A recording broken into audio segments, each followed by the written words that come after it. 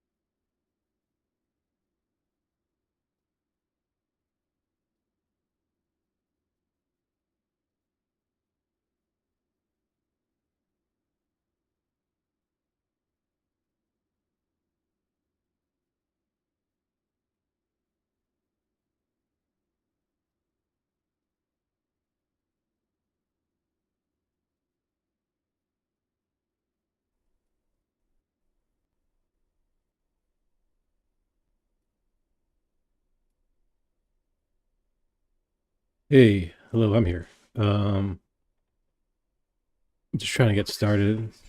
Uh, my music kind of cut out for a second. That's weird.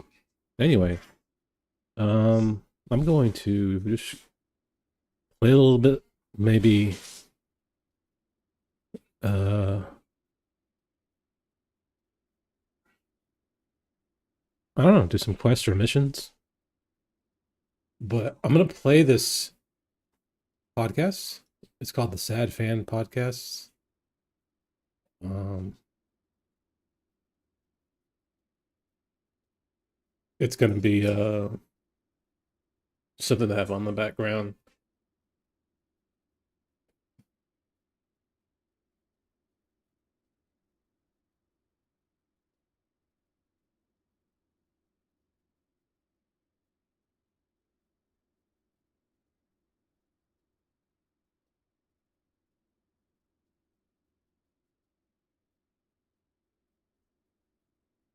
I'm gonna go see my quest real quick.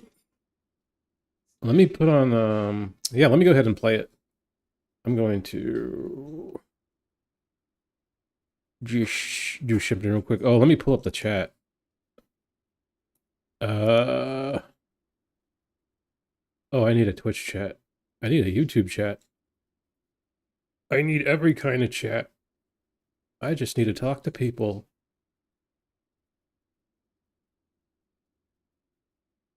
Who to talk? Wait, where the fuck's my link? Oh, there it is. I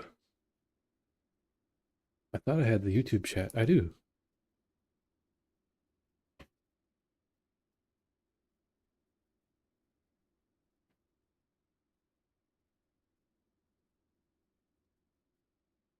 Oh, where'd the fucking video go? Piece of shit. Oh, there we go.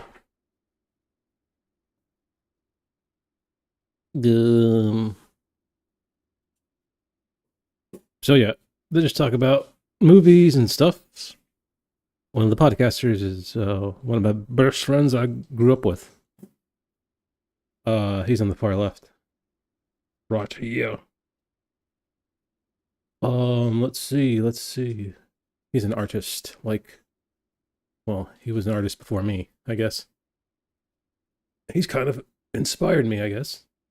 But let's watch. What? Let's watch. I don't know anything about the Nun, so when they start talking about the Nun, I won't know shit.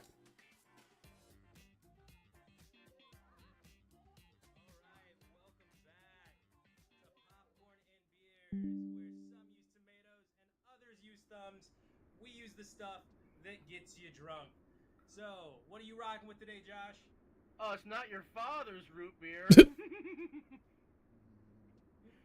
And I've got a Corona Tropical Grapefruit Lemon Grass. And I want to start with letting our audience know that unlike some of our competitors, when it comes to rating movies and films, we are not taking any bribes at this time. Note that I didn't say we weren't open to it, but we're currently not taking any bribes. Let me try to turn up the volume. Films. And we're going to start where we've been starting the last couple weeks with our butter on top. This week, it was The Nun 2. And I've got to say, this movie had multiple laugh out loud sequences. The best one for me, out of all of the laugh out loud sequences, Where'd it go? was Krampus making an appearance. Oh, wait, I did a mini. Oops.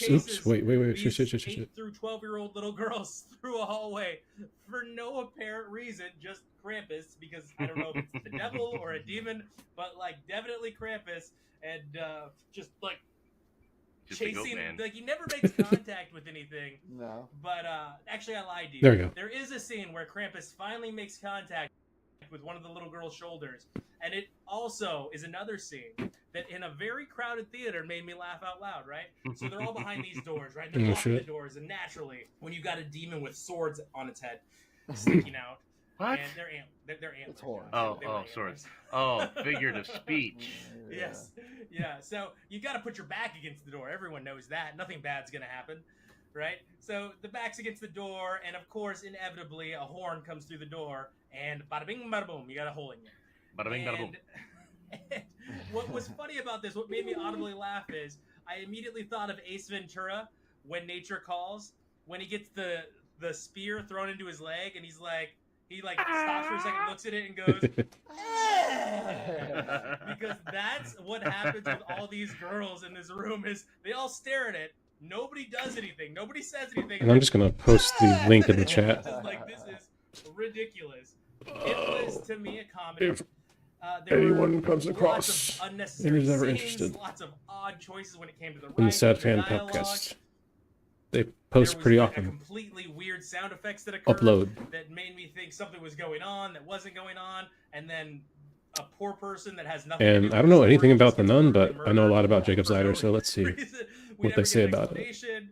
We never get to know why. Nothing really happens. Just like, hey, we're gonna kill a child for no reason, just so everyone knows.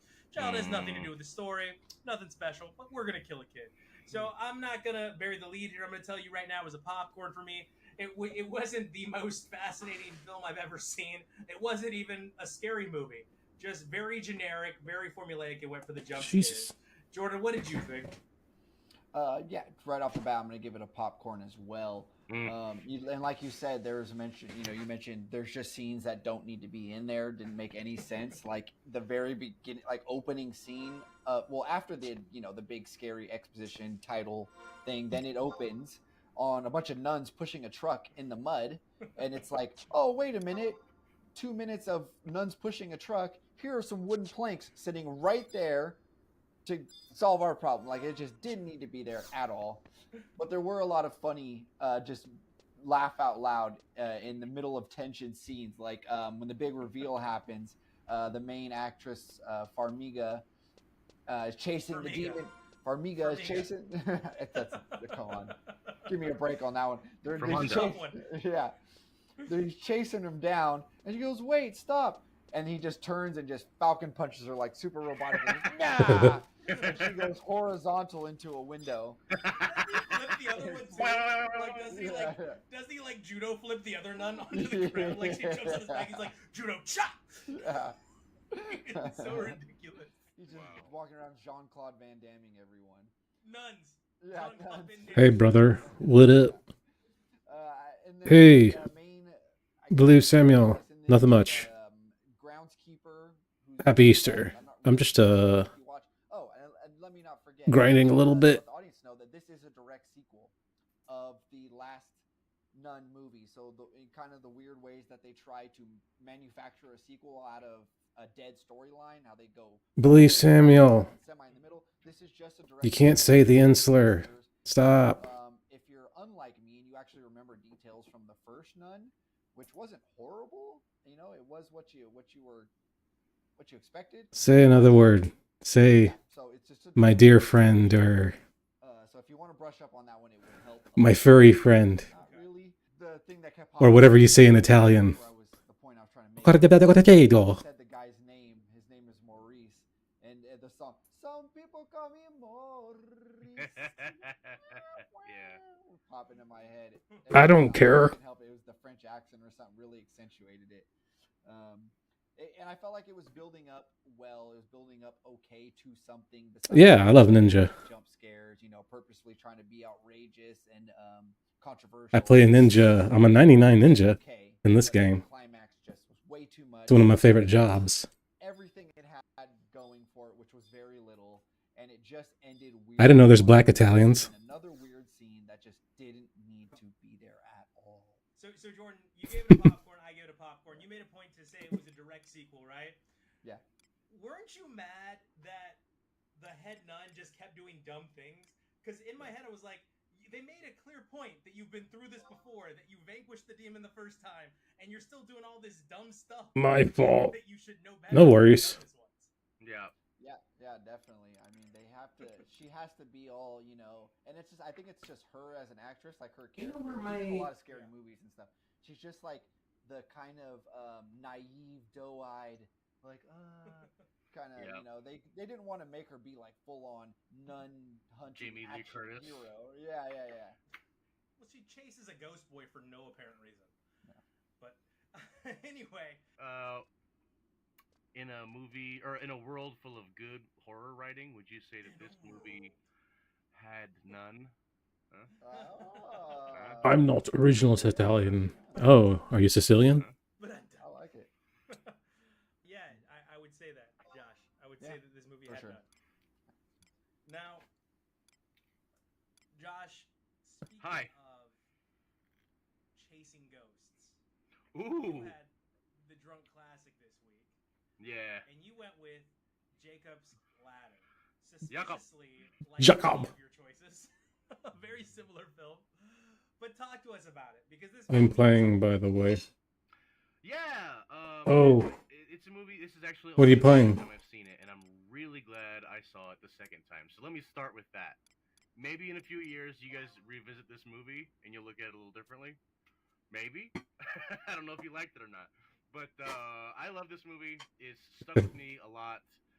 The general story is you're not sure what the general story is really. This guy's like everywhere he goes. Oh shit! I don't have any Unity. Things are Damn. happening to him. He's jumping back I don't have any and Unity forth, points. I trying to fucking used them all. dreams, and you're not really sure what's happening to him, but it seems like he's being haunted by demons. And the movie ends up just being about. Well, can we spoil it? Let's just go ahead and spoil it, right? Is it that kind of movie? 22 years It's old. like almost 40 2 years. old. No, it's 1991. I thought it's like 22 years old. 20, That's 32. 32 years old. The Yeah, 90s bud. weren't last decade. I never think about the 2000s. The first 10. The 90s were a blur for me. Yeah. Yeah, it's very. That's Nah, very you were cool. the first ninja to You get know, shot in Italy. and everything. Like seeing old New York like that, like it doesn't look. I have my shadows. I will never get a shot. lot more commercial nowadays. Anyway, I've got my so, Utsutsumi. spoil it. He's dying. The entire movie is a dream sequence, or is it He's surviving 2 actually seconds in that purgatory, hole. in hell, That in ass heaven, not deciding joking. where to go and blah, blah, Oh blah. yeah, I It's heard about, acceptance it's not good of for what's black in people front of in you, Italy. and if you're Or any what's races. really happening, Or trans people. it'll look like you're being haunted by demons. But if you accept it, I guess he goes to heaven with his son Macaulay Culkin in the end. I don't know how it works. Macaulay Culkin. That's why it's okay to make fun of Italians in America. Stair walk up. Yeah, right. Got down. So subtle. Free Home They Alone. could have got down the stairs. Yeah, he was free Home Alone. Yeah. Very, very Home Alone. But yeah, it's got a lot of really cool things. The whole movie is a fever dream. Literally, fever dream happens in the movie. I think it's a beautiful film, and it's about. I think for me, it's always stuck with me in the sense of like, not what the afterlife really is and all that stuff. I like the theme of, just being in the moment and accepting what's really happening to you is key to any form of contentment or happiness.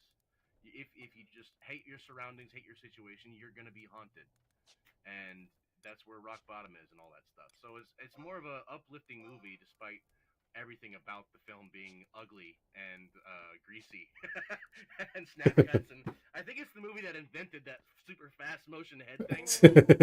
I think that's the movie that invented it, but I'm not sure. Head I shaking. love the imagery, the descent into hell, and the hospital. Like every scene, it gets grimier and grimier, and all practical effects. Oh, I got samurai now. Let me go. Really weird parts. Let me go see if I can kill some I would've stuff. done that differently. But shout out to Ving Rhames. I think he played what little role he had was on fire.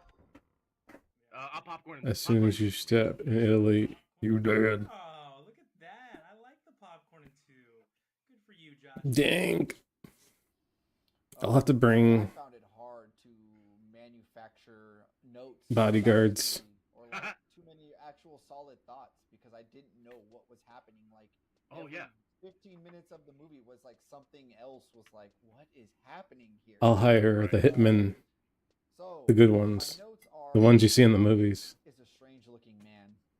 Yep. I put Tim just- Robbins, that '90s actor. Yeah, he's kind of a strange. Let me go to looking Kofim. dude. Like, yeah, Really? especially Because with- women Excuse in me. this movie Oh, are Soft very Paws is still attractive. here. I I think I've been here for like 3 days now. Really beautiful women loved him. It was the hair, dog. It was the hair. Every scene, the people were singing to him. Everything. Yeah. Even the palm reader was into him. Yeah. Like, get it? The Penelope Cruz was in it. Wait, no, wait. What?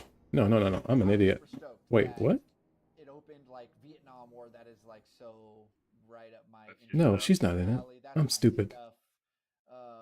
Written many papers and things on it. I was super stoked on the connection to MK Ultra.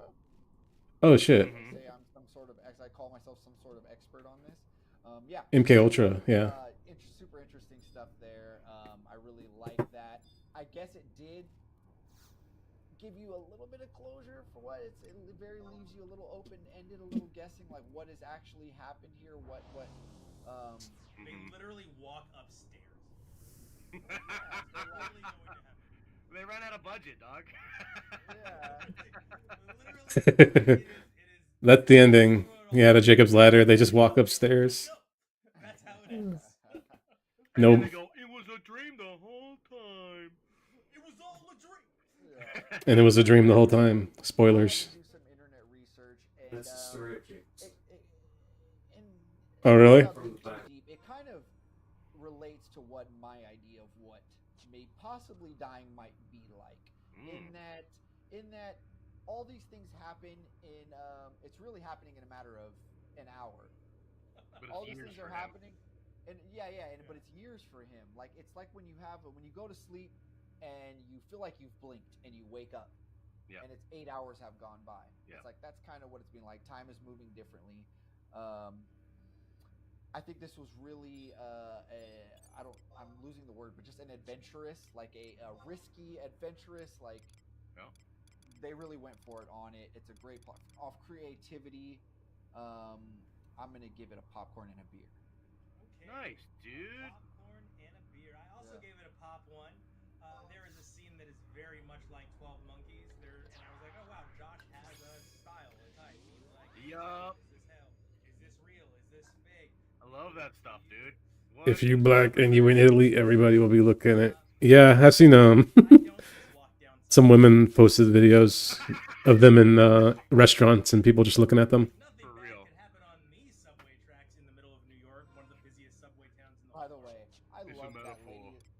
I love that lady that just stares at him when he's like, "Is this the wrong thing?" She's just like, Yep. That's a regular New York interaction. Yeah, dude. I don't think she's crazy. Yeah. Okay. Also, how about Alien showing up to a house party with no Sigourney Weaver, just Alien on the dance floor, getting it with his girlfriend, Having Miss sex with his Jezebel. girlfriend. Just right Yeah, on the Jezebel. Very on the nose stuff. Did you notice his apartment was just full of occult symbols and all that? It was like very in your face. It was a movie. So there was so much going on. I tried to watch Jacob's Ladder recently. It was a little. Pointless. I'm sorry, Oh. Josh. It wasn't as good as I remembered, but I still like it. At the very end, post our pre-credit scene, we tested on Vietnam veterans. Boom. Yeah, where did that come from? I mean, I know it was in the movie, throughout the movie, but like, that's not what the film's about. Why? That's not what the film's about. Why are we doing that? Okay, whatever. Touches on it like, Hey, by the way, we all killed each other, man. Like, we all killed each other, man, with no real clarification that that's what happened, because like that is still him dying. Like that's not him at all. That's Right. just a lucid So dream. okay, yeah. So there's no clarification that. But actually is it a happened. lucid dream? See, that's what made me think this time around, because I knew it was happening, right? And I've seen it before. By the way, like watching it again, it is so obvious what's happening. Like the clues are out there, right in your mouth. But specifically, I wonder about that. Right in your mouth? Too, Yeah. and that other guy was involved. I mean, yeah, it was a moment, but also he was in purgatory, and so were they, and that's why they didn't want to talk to him anymore, because they were ready to move on. And that's what, you know what I mean? Like that was. They were gonna go die. I say that was all real. He was in purgatory, and so were they. They were all together. Jezebel works there, you know. Yeah. Deciding Anyway, whether he goes to heaven or hell, but Yeah. Yeah, no, I mean it was a '90s movie, and the. Oh, I need my dragon. Told him that Crossfire. He was caught up in the. No, I can mute the mic. Because that's what happens. I mean, there's so many just suspend disbelief. He might be dying, he might be dreaming, he might not. Yeah, sometimes maybe shit, sometimes maybe not. Like, Jezebel runs down the hall. Help! My boyfriend's booty butt naked on the floor. Come pick him up and put him in a bathtub for me. Like, and running down the Oh, hall. I already have too many trusts. Shit. Yeah. Oh, I'm trying to set my party. You better get the fuck out my doorway. But you're right. You're 100% right on. Uh, Especially for the apartment and where they were at, right? Goten. But, like, multiple Oh, yeah, I was leveling times, Samurai. it was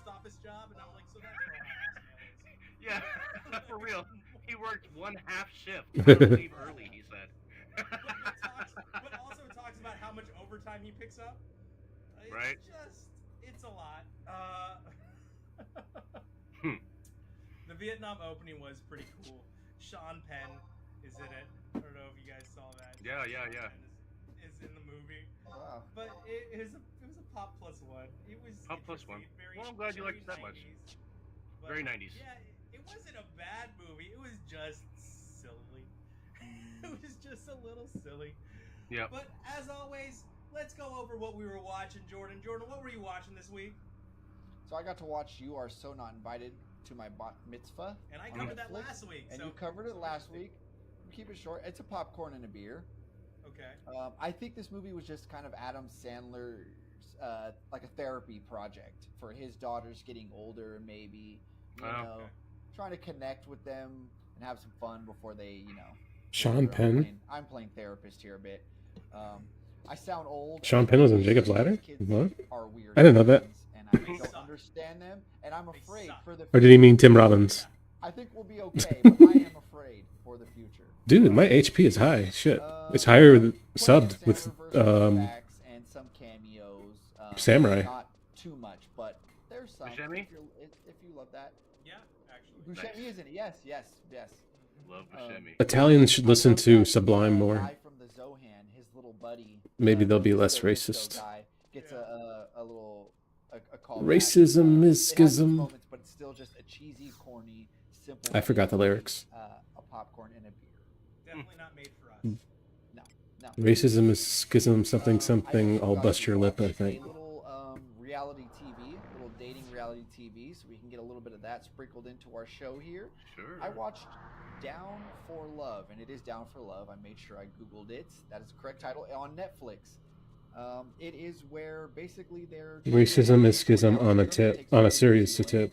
Wait. kind of from the same Racism is schism on a serious tip. You don't believe me, then I'm going to bust your lip. Find love. They date. It is made in collaboration with the Society Holy of moly. Down Syndrome in New Zealand. So that's the only credence I can give it to possibly. Boy, this review couldn't get any more awkward. Yeah. Go on. Some, yeah, there's a little bit of controversy around it, but let me just say, I found it positive. I found Good. it Good. seemed the way that they pulled this off. It made it seem. Can I like copy it the just whole seemed like, line? yeah, these No? there's just genuine emotion and genuine humanity here that you don't nice. get to see. It's very refreshing. It's you feel very Shit. just uplifted watching it. You know, it's just great. I give the show entertainment factor alone. I give this a popcorn and 2. Okay, good. I apologize for sinking into the awkward a little bit there. I'm going to just But be I messing with these think macros for a you're second, very so this is going to be really boring. Going around your review. Yes. Like your For sure. review kind of reminded me of the old Looney Tunes cartoons with like the cat and the sound like the like you're like tiptoeing Yeah. around what you want to To say. the fridge or Yeah. something. So what else was on the agenda this week, Jordan? The last thing I got to watch was Painkiller on Netflix. Really popular right now. Matthew Broderick is in it. Taylor Kitsch is in it. Gambit. I like me some Taylor Kitsch. He's good, yeah.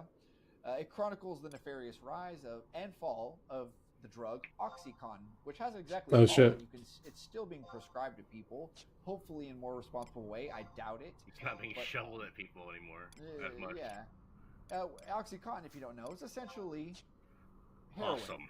Oh. It's essentially heroin on a molecular level. Give me that oxy. Heroin in pill form. Now, yummy, yummy, yummy. So you remember the Air Force would just hand out Percocet like candy? Oh, I hurt your remember. shoulder? Here's your Why do you think I got my Percocet. wisdom teeth removed? Oh, you got your wisdom teeth pulled? Because I heard you get perks. Oh, I gotta get my wisdom teeth pulled. Shit. Oh, boy. Yeah.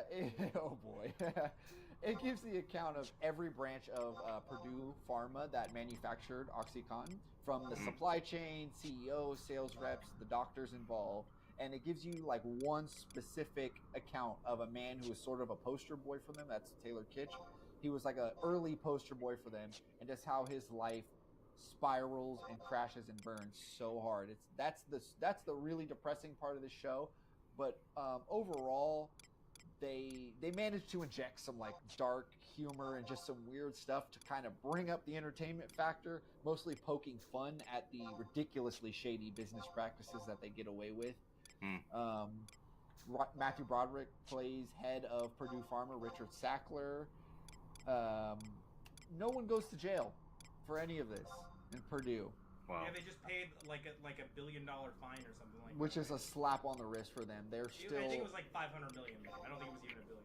Yeah, they're still worth multi-billions of dollars. This family, they still got their hands in all kinds of medical. What's the word? Patents. Medical Endeavors. patents. Oh, patents. Yeah, medical patents for cancer drugs and stuff. So. Damn, you get so many skills from That's Samurai. America.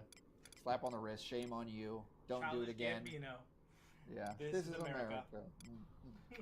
Good show though. Good show. Big pharma. It is a tough watch. Every episode begins with a testimonial of a real family whose person has died, usually very young.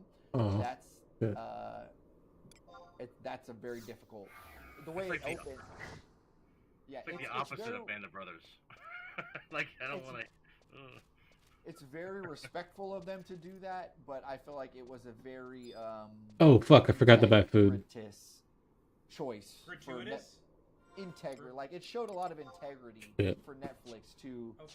Yeah. and, yeah. Let me go back to town and buy food real quick. And I don't have a fucking warp cudgel. People that have said, I tried to watch God that, damn I it. started with that, and I was like, Do I have one? watch this. Oh, okay, I have like one charge left. So But I give the show. let me warp back to town, buy some food. 3, okay. Yeah. It's on my list. It's on my list. I've seen so many documentaries about Purdue Pharmaceuticals that I've put off watching it. Plus, it was such a big hit when it first came out. I didn't want my expectations to be so high that I'd go into it and not like it. So I'm kind of letting the hype die down a little bit before I watch it. And I Because brought I it know back what up. happened. I've seen multiple documentaries on this. What was I watching? Well, I watched The Dropout, the story of Elizabeth Holmes and Theranos. I gave it a pop +1 because it's a little weird and I already knew the story. Again, watched multiple documentaries on this. I watched one on HBO Max, most notably before I watched the show. And I think the most interesting part of this is William H. Macy's character that holds all these patents and is the one that really gets the ball rolling on shutting down Theranos for lying and really showing her for what she was, which was a con woman. And a very young con woman that managed to con lots of venture capitalists who are, let's just say, not the best people anyway. Right? They're not I did not mean to go here. characters anyway, so perhaps someone's scamming them out of lots I'm of tripping. millions and hundreds of millions of dollars. Please still my beat. Let me go to... just go to Sandoria, shit. The only people you start to hear about are the people that she actually hurt that had Wait. real diseases and real illnesses, and this Theranos machine that they were putting into stores and into Walgreens was giving them false positives and false results, and people were testing positive for HIV that didn't have HIV. Shit. Pregnant women were getting results that they shouldn't have gotten. So it was very interesting. I would say Amanda Seyfried played the role very well. She was very interesting. She has that young face to where they were able to. They actually, still Amanda Seyfried. She's she good. plays high school. She plays high school Elizabeth Really? Holmes, all the way up through 30-year-old Elizabeth Holmes. And I was like, you know what? I believe it. I was like, I don't have to suspend disbelief. She just has one of those faces where you're looking at her and you're like, yeah, I guess she could be 18 or she could be 35. Like, I don't know. Yeah. It could be No, either she way. got that wrinkle cream. So she does a great job, but she plays a very weird Elizabeth Holmes. But if you know the story, Elizabeth Holmes is a very weird person. Again, I think the character that stole the show was really William H. Macy. I thought he was fun. He's was great. weird looking. Yeah, he's a good actor. He was the star of one of my drug classics in the past. Well, not the star, but he played a very pivotal role in Boogie Nights, right? Yep, and he's the shoveler, and he's the guy from Shameless. He's so good in Shameless. Pork Man. cutlet. He's a very good actor. A juicy pork cutlet fried to crispy perfection. It was just, comedic not that scary much. movies for me because I watched Like 30K. him Tim about the AI manservant. I wish it came in a Goes, stack. Stop Shit. me if you heard this before. Crazy. Uh AI oh. goes crazy. There's trouble in the mainframe. So, this is the story of the AI manservant falling in love with the Dragon wife, killer. Shit. the Smoldering character Salisbury the steak. character Abby, who is This the wife Salisbury of steak Edward made from Scissorhands, is the Cerberus star of the meat movie. amidst This movie was thin so wisps of smoke that never seem to die. from beginning to end. It was just dumb. Salted And hair. she's a very intelligent Sausage. woman, and her character is 12 sausages. Who's the makes actress again? prosthetics. Sheep jerky. Georgina Campbell makes prosthetics. Ugh. Makes prosthetics. Sweet lizard. for a Gross. robot. Chunk of sweet lizard. An incredibly simple dish made by roasting lizard tail basted with honey. Being stupid because Paul, at one point in their relationship, was unfaithful. I want some Now, wild steak. She's not gonna trust him, even though very obviously she's Okay, being let me just get what I manipulated usually by get. a robot. He cheated on me once, so even though very clearly Where the fuck is this it? robot's a little off its rocker, it's my husband, and Yeah. it's just so stupid all the way through. It got a popcorn for me. It is kind of funny Oh, that the robot. okay, I see. Pepperoni. What the fuck? The robot tries to kill Georgina Campbell or Abby. I think it's at the end fish by and seafood throwing shit. 2 pills of whatever Fish myth you don't know, kebab. but they're big Wait, bullets I'm that a go into no her soul mouth sushi. Shit. for dramatic effect, and That's what I like, eat. literally Soul these sushi. pills go in her mouth, and then he's like giving her rum. Like, Squid alcohol sushi is and good pills that too, look like she but committed suicide, but he gives her like for a damage half dealing, shot of rum soul and just puts it in her sushi mouth, and I is was- better. And I put in my notes, yeah, that There's was no fucking soul sushi, bitches. Wait, I don't mean that. Wait, yes there is. I'm blind. It was so ridiculous. It was the whole time. No, that's squid going on, sushi. I am blind. those Shit, there's no soul dumb sushi. situations. It was very lazy. There's one stack. It was nonsensical. The savior scene made me laugh so hard. But it's So, regular. It's spoiler not high alert, quality. Stop listening or skip So let me forward get- 15 seconds if you don't want to hear this. I'll use squid One of the sushi. people, I'm not going to tell you who, that tries to save Abby towards the end. This divine decides squid to sushi open would the bring door tears to behind him, any drive mother's my car eyes. Through the house, hit this AI robot, right? And he'll get Some of the stuck on being descriptions for Abby, and she that they drives the write car, for big this old are funny. Range Rover, really fast, and then hits the wall and nothing happens. She just crashes into the front of the car. That's great. And I lost it laughing. my They're so dramatic about the sushi. Is it because they're I was like, Japanese? oh my god! Yeah. Did that really just happen? What do you She think you're the just Kool-Aid man? Yeah. It was so funny.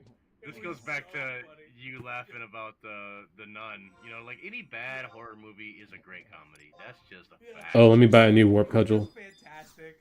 So that was a popcorn for me. You Can don't I ask have you to watch also, it, everybody. Yeah. Oh, sorry. Tim's the robot, right? Yes. So yeah. was there a scene where Tim gets hit? Oh, there's no more and he warp comes cudgel. back and he's missing some skin and there's like robot underneath? Kind of. Yes, kind of. Something similar. Solved it. She hits him with Yeah. a golf Yeah. club. She hits him with a Yeah. Let me go get a, golf club. Right, He's right. like, a scroll of instant I warp. have no human feelings. You cannot hurt me. Yeah, Yep. there's of course a murder scene where the robot only uses one arm because he's a robot, so just way Anyway. stronger than humans. And the whole scene was just like, there's a scene where somebody's drowning, and literally the whole time he's drowning, I'm like, just roll over. Like, just roll over. like, his arms and legs are tied up. I'm like, yeah, but like, roll. Like, I get that. Like, you can't walk and you can't use your arms, but roll. You He's can drowning still in a bowl of soup. roll. Do that move you do in Pilates class where you like arch. I was just it was just funny. So, Josh, you and I have something in common because of you, darn you, getting me into Wheel of Time, Yeah. right? And we both watched Oh, shit. the first 2 episodes. So, Yeah. talk to me. What did you think? I'm liking it, dude. Okay. It's not true to the books, but what they are true to is the scene, the setting. Like it's really impressive. I never read Wheel of Time, but I know For Josh, this show my friend, is- did. It's true to what I imagined the books were like. The diversity is great. The scenery's great. The costumes are great. The special effects are incredible. I love all that. The thirsty healer. The thirsty healer cracks me up. She's so thirsty, and she's so funny about it. She's Yeah. like very obvious. Like, hey, let me take your pants off. Mhm. It's so funny. Yeah, they're just rushing ahead on the story, but I have no problem with it. It's the show is not the books. The books is not the show. I'm loving the show so far. I think it's pretty cool. I like the character development, and all the magic is like interesting. I'm loving it. I like Rosamund Pike. I think she is such an underrated actress. Yeah. I think she deserves all the good things. She's fantastic. I'm so glad she's getting her star turn. Sarah Paulson and her are kind of similar, where they've been really good actresses for Where'd a it go? long time. Shit. Been around, yeah. Yeah, but in their later years, they're starting to get their flowers finally. Can we And get a season good. 2 of Nurse Ratched? Speaking of Sarah Paulson, anyways. Pronto. That show sucked. Netflix. I Jordan, love that show. It's sucked. good. It was like American Horror Story when it was in its glory. But that's neither here nor there. Go let's back. get into the American. Yeah. So we can have I have not seen Nurse Ratched. Horror story, I think. Yeah, we could. We That's really a good could have idea a for whole- Halloweenies. Yeah, maybe we'll do that here, especially when we have a lull in the movies that are coming out. We're gonna reserve rating on Wheel of Time, but if you are really starving for some good television, Josh and I don't mean to put words in Josh's mouth, but I think we'd both recommend it. It's a fun show. It's a good show. If you like Yeah. magic, if you're into some of those medieval sword fights and Yeah, dude. good Really versus cool evil, lore. it's a good show. Yeah. Good budget, good acting. Yeah. So, speaking of good lore, we have the lore that has taken place in all of our murder mysteries for our butter on top. And we're back. I thought that what was it? What was it on the Nile? What was it? Death in the Nile? Death on the Nile, Murder on the Orient Express. It is the third movie in that line of movies. Hercule Poirot. Yes, and it is A Haunting in Poirot. Venice. And this one has a powerhouse cast. So we're excited about it, very interested. I love the cast of this film. Very Totally. excited that you will all join us at the movies for that one. And for my drunk classic, in honor of football season, kicking off today, we are recording on Sunday, just before... This is kind of old episode, so they're probably talking about football. That's already passed. Shit.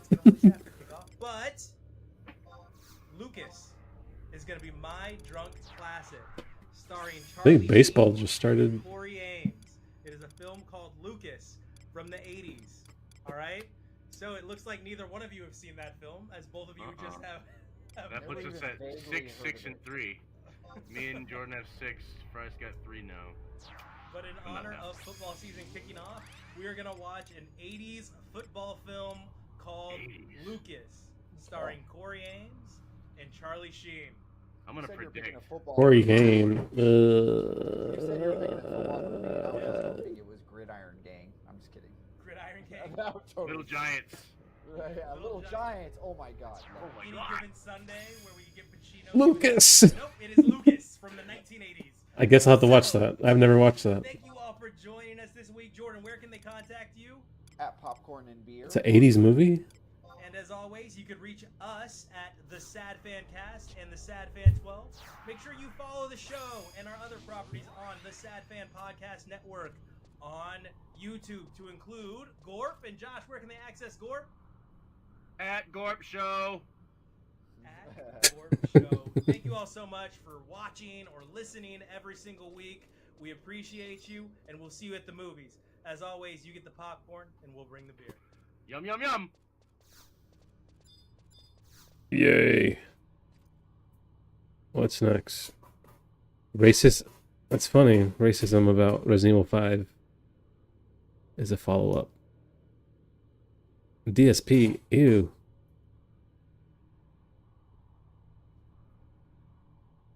What should I watch next? I'll never watch it too.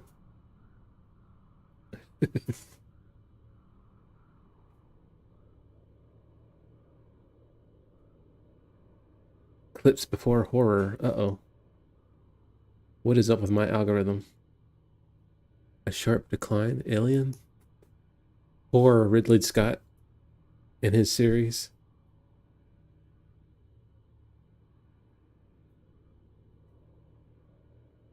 What the hell is this all about? Fucking people are pissed off about Resident Evil 5 being in Africa still? That is so... I'm absolutely so sick of IGN. They are the worst quote unquote journalists when it comes to gaming. They are absolutely terrible. Their opinions should not be respected. They're always doing bullshit. Okay, so now they're coming at Resident Evil 5 and saying Resident Evil 5 is a racist game. And I made a video not too long ago touching on that topic because a random journalist said the same thing. And Resident Evil 5 has been very controversial since its launch. I don't understand why. It don't matter if it was Resident Evil, Metal Gear Solid, any other game series. If the game is taking place in Africa, guess what? There's going to be a lot of black people. And the main thing I hate with this argument that Resident Evil 5 is racist is Resident Evil 4, you're literally taking out RE5. Yeah. You don't see Just watching something. I didn't know what to put on. I might put on another. How long is this? 30 minutes? It goes on a little long, too long. I thought it might be something a little too. Something else. Let me see. Al Pacino is mesmerizing. How long is this? Oh, those are shorts. Shit.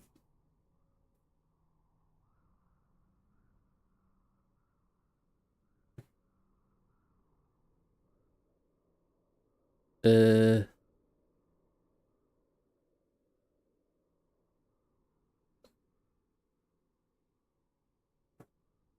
don't know anything about Dune. No prob. Yeah.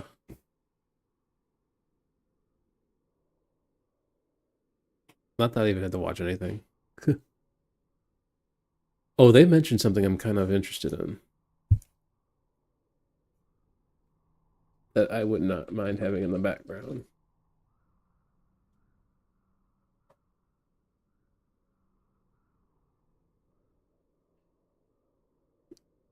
But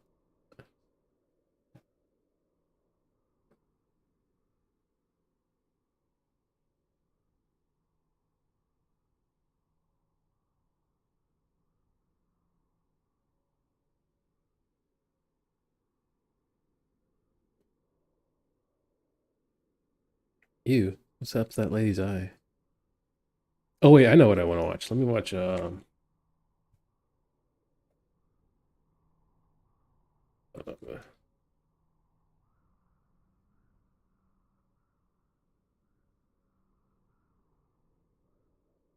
what the hell's the name?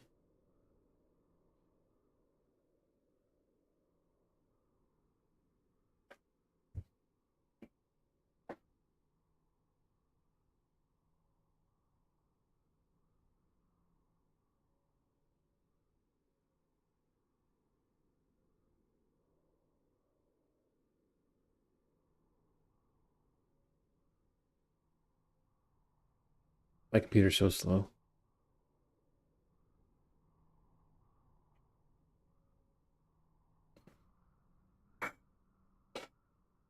Oh shit.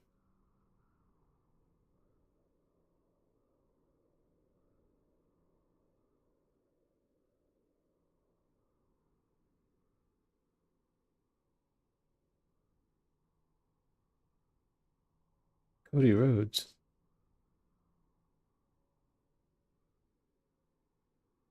Dr. Grande, I forgot his name.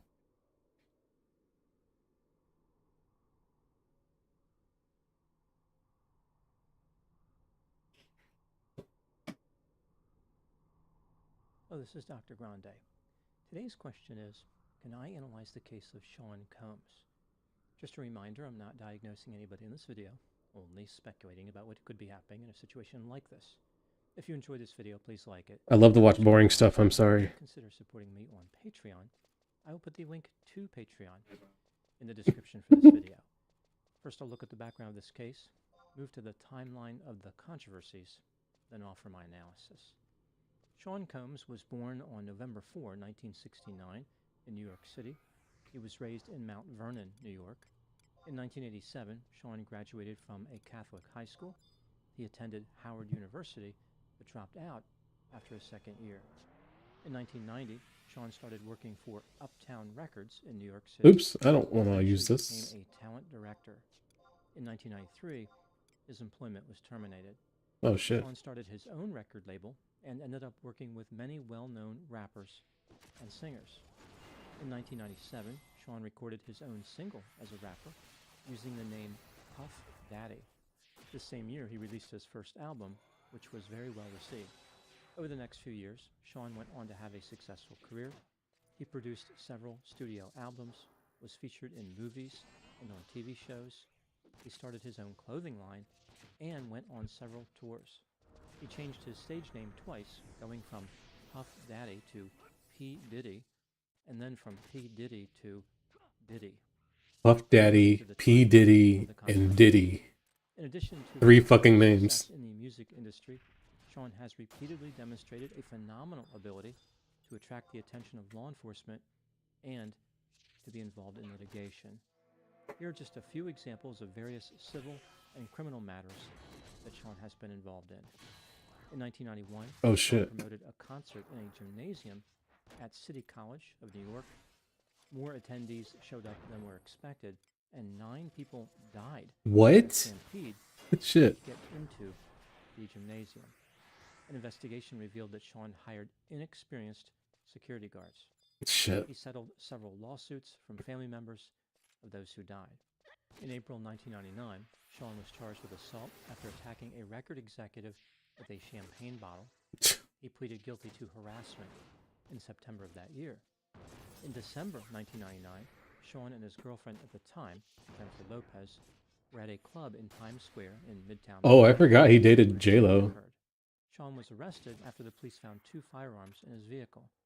He faced 4 weapons charges and 1 bribery charge, but was found not guilty on all charges at his trial. In 2001, Sean was arrested in Florida for driving with a suspended license. In 2005, he was sued after allegedly attacking a television host. The case resolved in Sean's favor. In 2007, Sean was sued after allegedly punching a man outside a nightclub in Hollywood, California. The lawsuit was settled. In 2015, Sean became involved in a scuffle with his son's football coach. Allegedly, Sean was the aggressor, but the district attorney did not file charges. In 2017, Sean was sued by his former personal chef. She claimed that he conducted harassment of a sexual nature. The lawsuit was settled. On November 16, 2023, a former partner of Sean's named Cassie Ventura filed a lawsuit accusing him of committing an assault of a sexual nature and other offenses. The lawsuit was settled the next day.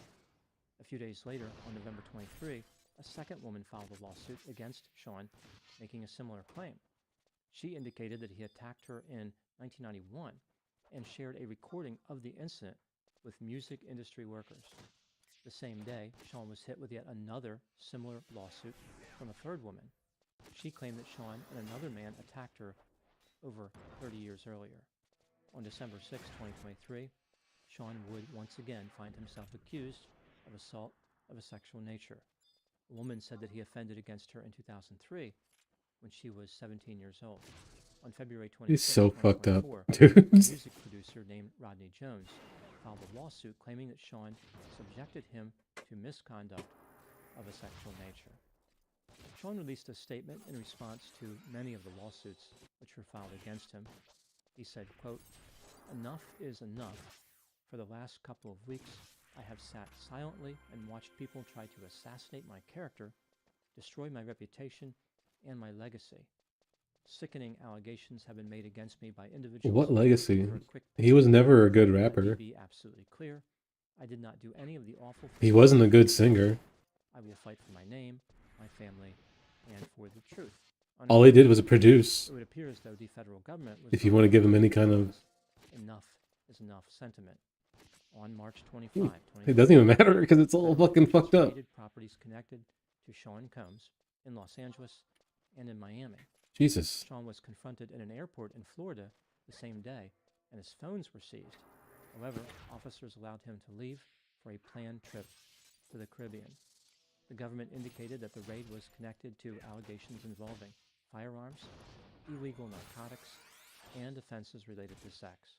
Sean's attorney accused the government of using military-level force to execute the search warrants and stated that Sean was innocent. Now moving to my analysis. Nope. Here are my thoughts on a few areas that stood out to me in this case. Item number 1. Sean Combs is facing several lawsuits, which would be financially devastating to many people, but may not matter a lot to him. His net worth is over $1 billion. Jesus. During its peak, his record label generated $130 million in revenue a year. His own albums and singles bring in $100 million a year in royalties, and his clothing business earns him over $500 million. He gets $100 million a year for just one song. Many other business ventures. All the accusations From against royalties. Sean have come at a financial cost to him. For example, Macy's pulled all the products from Sean's clothing line, and Hulu canceled a reality series that was planned. But he still has a lot of resources. Sean's probably not concerned too much about the civil litigation as much as by the potential criminal proceedings. Item number 2. It appears as though the behavior alleged in some of the lawsuits against Sean may serve as the foundation for criminal charges. I don't know if Sean is guilty of any wrongdoing or not, but it doesn't look too good for him. He is facing many accusers who are telling similar stories. Furthermore, a few of them indicated that there are audio and video recordings of some of the alleged offenses. This is a bold statement to make if they are unable to produce anything, which leads me to believe they are telling the truth. It's also possible that the government will uncover alleged conspirators and get them to testify against Sean. For example, on the same day of the raids, an associate of Sean's named Brendan Paul was arrested on drug charges. One lawsuit indicated that Brendan was a drug mule for Sean. I would not be surprised if the authorities offered Brendan a deal to flip on Sean. Item number 3. To get an idea of what could be going on with Sean's personality, let's take a look at the claims made against him in the lawsuit filed by Cassie Ventura. This is the one that was settled one day after being filed. Oh, why did I Here is a fuck summary him? of the allegations. In late 2005 or early 2006, 19-year-old Cassie Ventura met 37-year-old Sean Combs. In February 2006, Cassie signed a 10-album deal with Sean's record label. Early in their business relationship, Cassie heard rumors that Sean was interested in her romantically, but she was disgusted by him. At her 21st birthday, Cassie received an unwanted kiss from Gross. Sean. In 2007, they had sex for the first time when they were in Miami. After this, Sean rented Cassie an apartment in Manhattan and one in Los Angeles. He showered her with gifts, including a motor vehicle, and took care of many of her expenses. Sean appeared to be gaining control of her life. As they continued having sex, many of their encounters involved substance use. Over the course of a few years, Sean allegedly committed several offenses against Cassie. A few examples: he forced her to keep a gun in her purse, beat her in a Cadillac Escalade, What? kicked her in the face, arranged What? that male sex workers engage in activity with Cassie as he watched, blew up a car owned by someone Cassie had dated, as in used some type of explosive device to destroy a vehicle, and in 2018, allegedly committed an assault of a sexual nature against Cassie. This is when Cassie left Sean.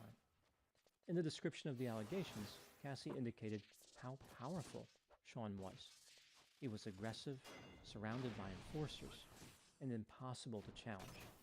Cassie was stunned by how easily Sean was able to recruit other people to lie for him. If these allegations are true, it supports the theory that Sean is self-centered, reckless, impulsive, irresponsible, grandiose, hedonistic, manipulative, and has a sense of entitlement. One could argue that Sean has these characteristics simply based on his criminal history, even if the allegations are not true. Item number 4, what do I think happened in this case? This is just a theory, my opinion. A game theory. To his credit, Sean Combs was able to build a billion-dollar music empire. A game The theory. more money he obtained and the more contacts with industry professionals he formed, the more Shit. powerful he became. Sean would impress his acquaintances with ostentatious displays of wealth and make it clear that he had seemingly unlimited financial resources. People wanted to be around him because of his success and fame. he attracted an entourage and hired employees who were extremely loyal to him. Ugh. Using this seemingly unassailable position, Sean mistreated people in various ways.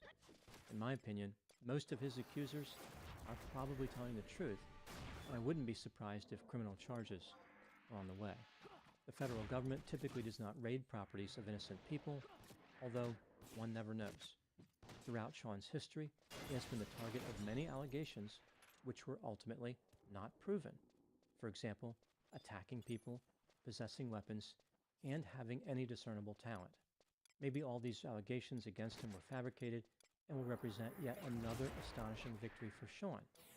Or maybe his golden age will be coming to an end. Now moving to my final thoughts. The case of Sean Combs can be summarized in this way. A rapper denoted as Puff Daddy, P. Diddy, and Diddy dominated the music domain with dazzling and dedicated distinction. His demeanor, often displaying disorderly and dubious deeds, dictated a deeply damaged dignity, despite having devoted defenders. During a brief duration, Dr. Grande. accusations drenched his dynasty, which led to a debate about what Diddy did or what Diddy didn't do. Those are my thoughts on the case of Sean Combs. Please put any opinions and thoughts in the comment section. They always generate an interesting dialogue. As always, I hope you found my analysis of Dr. this Grande could rap. informative. Thanks for watching.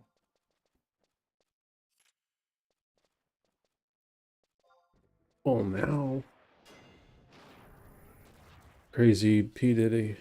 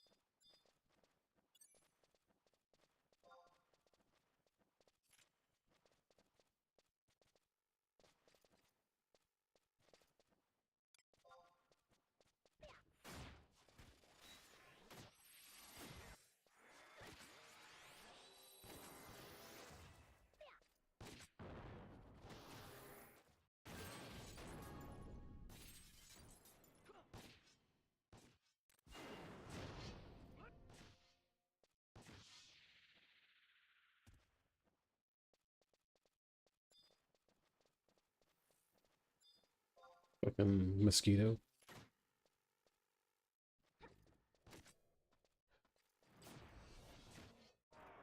Uh-oh.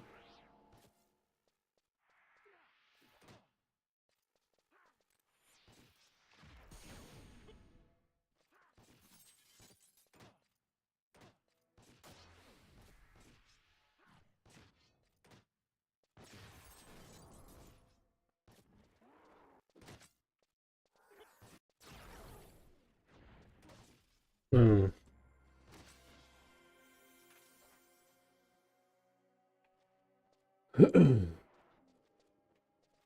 Did I get the NM? No.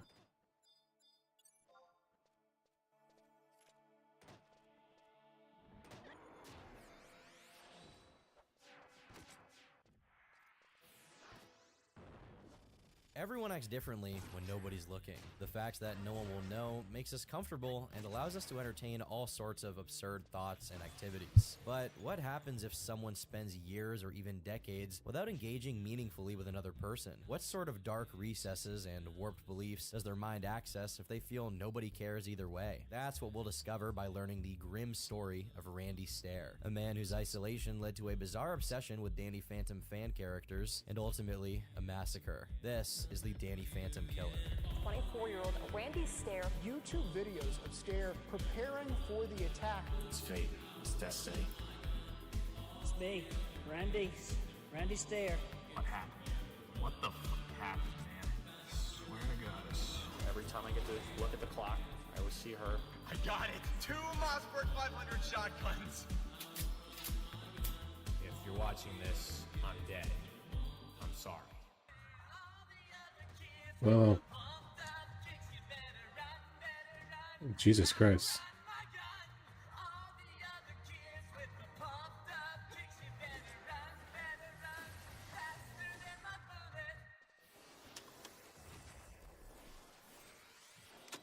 Very little is known about Randy's personal life other than what he said about it himself. In a way, this is revealing. Until the very last moments of his life, no one cared about his story enough to document it, and even then, people were only sharing what he chose to publish online. Not that he's deserving of attention given his heinous crime, but it's worth noting that negligence is a motif that punctuates his entire life. One of the documents he eventually posted online focused on providing information on his early years, in his own words. Born in 1992, Randy was his parents' first child, and 2 years later, they had his brother. He decidedly doesn't go into detail about his parents, neglecting to even name them, which, as we'll glean later, is a subtle sign of his disdain for them, struggling to acknowledge their relevance in his coming to be. His mom had a background in nursing and had been working as a biomedical equipment technician for a general hospital for about half a decade by the time Randy was born. In a very strange coincidence, her name is the exact same name as the mother of Joe Stair, who was not only a student at Columbine, but the founder of the Trenchcoat Mafia, a group which the perpetrators of that particular crime are frequently, and wrongly, thought to be members of. His father, on the other hand, was a store manager for the Wise chain of supermarkets, a fact we'll come back to later due to its relation to the crime Randy eventually committed. Randy recalls that, for as long as he can remember, he's always been very shy, crying profusely due to feeling lost and helpless when his parents left him at school, and either looking down or straight up at the ceiling whilst walking into classrooms to avoid making eye contact with anybody. He specifies that this wasn't because he hated people, but because he disliked being noticed. He conjures a memory of a play his class put on in preschool, and during it, he stood in the back of the stage with his back facing the audience, zoning out whilst trying to take his mind off the situation he was in. As time progressed, he discovered himself completely unable to relate to any of his classmates, confused about how they could interact so easily, as if they already knew each other for years. Meanwhile, he sat by himself near the teacher, crying whenever he had a group project. Eventually, he did make some friends, but never got to hang out with them outside of school, being too scared to call them. As a matter of fact, he was hesitant to even call his grandmother, fearing his grandfather would pick up instead. The first sad memory he can remember is when one of the very few friends he had at the time, Michael, had to move away in first grade. He explains that he didn't even know him very well, but it's as if the feelings of being lost and abandoned he experienced when his parents first put him in school resurfaced. Soon he met another friend, one he credits with making him the person he eventually became. His name was Matthew, and for the first time, Randy felt he shared interests with someone else. Matthew was into football and recording with video cameras, both of which were hobbies of Randy's during elementary school. The two began recording homemade movies and parodies of films they'd watched. Footage from this period, when Randy and Matt were 10 to 12 years old, has been archived and published by Randy. It is a blizzard out here. It is so cold that you can get so hyper and go like.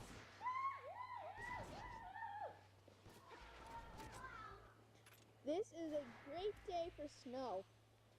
Most likely there's not going to be... To see Randy just being an innocent kid, having fun in his backyard, is probably one of the darkest facets of this entire story, knowing who this kid would become. For most of his time at school, Matt was Randy's only significant friend, even after he stopped participating in the home videos Randy was becoming increasingly obsessed with. However, their friendship severely slowed down and eventually ended in 9th grade when Matt got a girlfriend, severely limiting their time together. Though Randy specifies that he wasn't romantically in love with Matt, he became angry that the girl was more important to Matt than he was, and once again, he felt abandoned. According to Randy, he had an easier time making friends with his brother's classmates, who were all 2 years younger than him, than his own peers. The only other friend mentioned by Randy in his document is James, whom he met right as his friendship with Matt was dissipating. James was also interested in filmmaking and was responsible for introducing Randy to YouTube and motivating him to make his own content. Ever since he was very little, Randy became acutely aware of how his friends watched cartoons and how cartoons were culturally ingrained in everyone's minds. As he grew up and began trying to idealize what he wished to be, a frequent thought he had was that he wished to be a cartoon character in the way that they were admired and watched by many. Maybe, just maybe, posting to YouTube would give him the kind of attention he was after. So he began began posting to the platform. In June of 2008, when he was 16 years old, he created the YouTube account called Pioneers Productions. Randy had actually already been recording videos for 2 years prior under the name of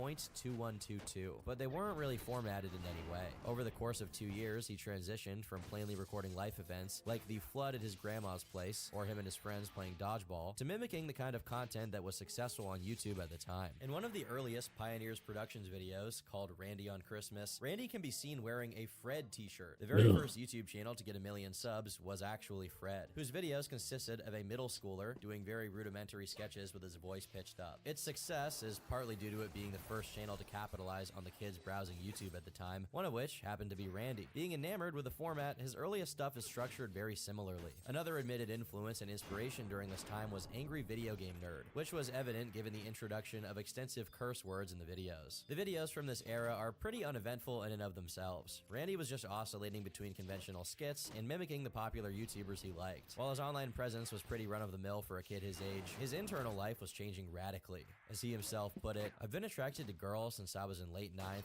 or the very start of 10th grade, around 2009. I've never once been into guys, so I'm thankfully not bisexual. That would suck being caught in the middle. 10th grade was when I really grew fond of wearing female clothes. Of course, being in a house with only one brother and a father, I had to start wearing my mom's clothes. It felt so wrong, but I became obsessed with wearing a bra, especially after the Ember phase started in 2010, which obviously was never a phase. Quite often, when I had the house to myself, I'd either A, film a YouTube video, or B, cross-dress. I must have been a master at putting things back exactly how they were, because my mom never once said anything. I just became obsessed with fantasizing about girls in 10th and 11th grade that the hormones were impossible to ignore. I jerked off in class a total of 4 to 6 times. It wasn't easy, but I would keep my hand in my pocket and go to town slowly for sometimes as long as 25 to 40 minutes until, lo and behold, there was success. I remember I did it in my 11th grade history class and my first period ecology class. I wouldn't recommend that, but when you're horny, you're horny. It was rare, but I even tried on my brother's girlfriend's jean shorts once while on vacation in June 2010.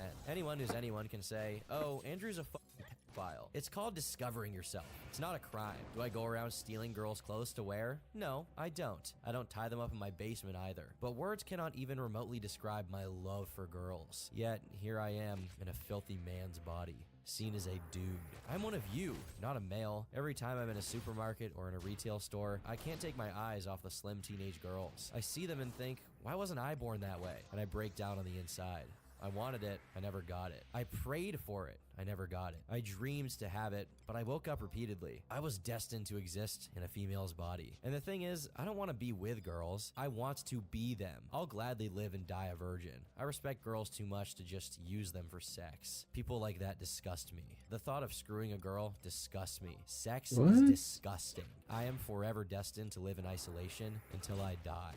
We'll come back to the puzzling mention of Ember later. The gender dysphoria and episodes of hypersexual behavior were paired with feelings of dread, as whatever positive experiences he still had at school began disintegrating as middle school ended and high school began. By high school, I just stopped trying to make friends. The whole grade knew me, but I was just there. I'd get picked on now and then, like hiding my backpack, my books, stealing my pencils, stealing my book covers, minor stuff. Never got into fights, but I ended up being in front of 2 of them in middle school. Obviously, my YouTube videos gained more respect from my class in 11th or 12th grade, but I was still just there. I have hated people my entire life. I didn't just wake up one day and start hating people. Middle school was when I really started to heat up and envision hurting the people in my class, such as Eric. In 6th to 8th grade, the kid was twice my size. He looked like a 9th or 10th grader. He was the class bully. He'd steal things from my lunch and then give it back because I didn't show any resistance. "This kid doesn't even care, haha," he joked. Since I was never a threat to him, he left me alone most of the time. Fortunately, no one ever physically assaulted me in school. Only time that I ever came close to a physical fight was this black kid, Jordan. Kept making sexual verbal gestures in my computer class, touching my workspace, keyboard, mouse, etc., and eventually caused me to fall out of my chair and onto the hard-tiled floor. I couldn't even speak, I was so enraged. That was in 2009. I was just too much of a wimp to speak my mind and stand up for myself between 9th and 11th grade. There was a lot on my mind in high school, and bullies were at the bottom of the list. Kick his ass. Have weak, stupid shit like that happening every day, but it added to the rage. High school, more than anything, was full of nothing but sex jokes and innuendo to get under your skin. If I had $1 for all of the times I was put on the spot to be made uncomfortable by someone with sex jokes, I'd be rich. I hated high school,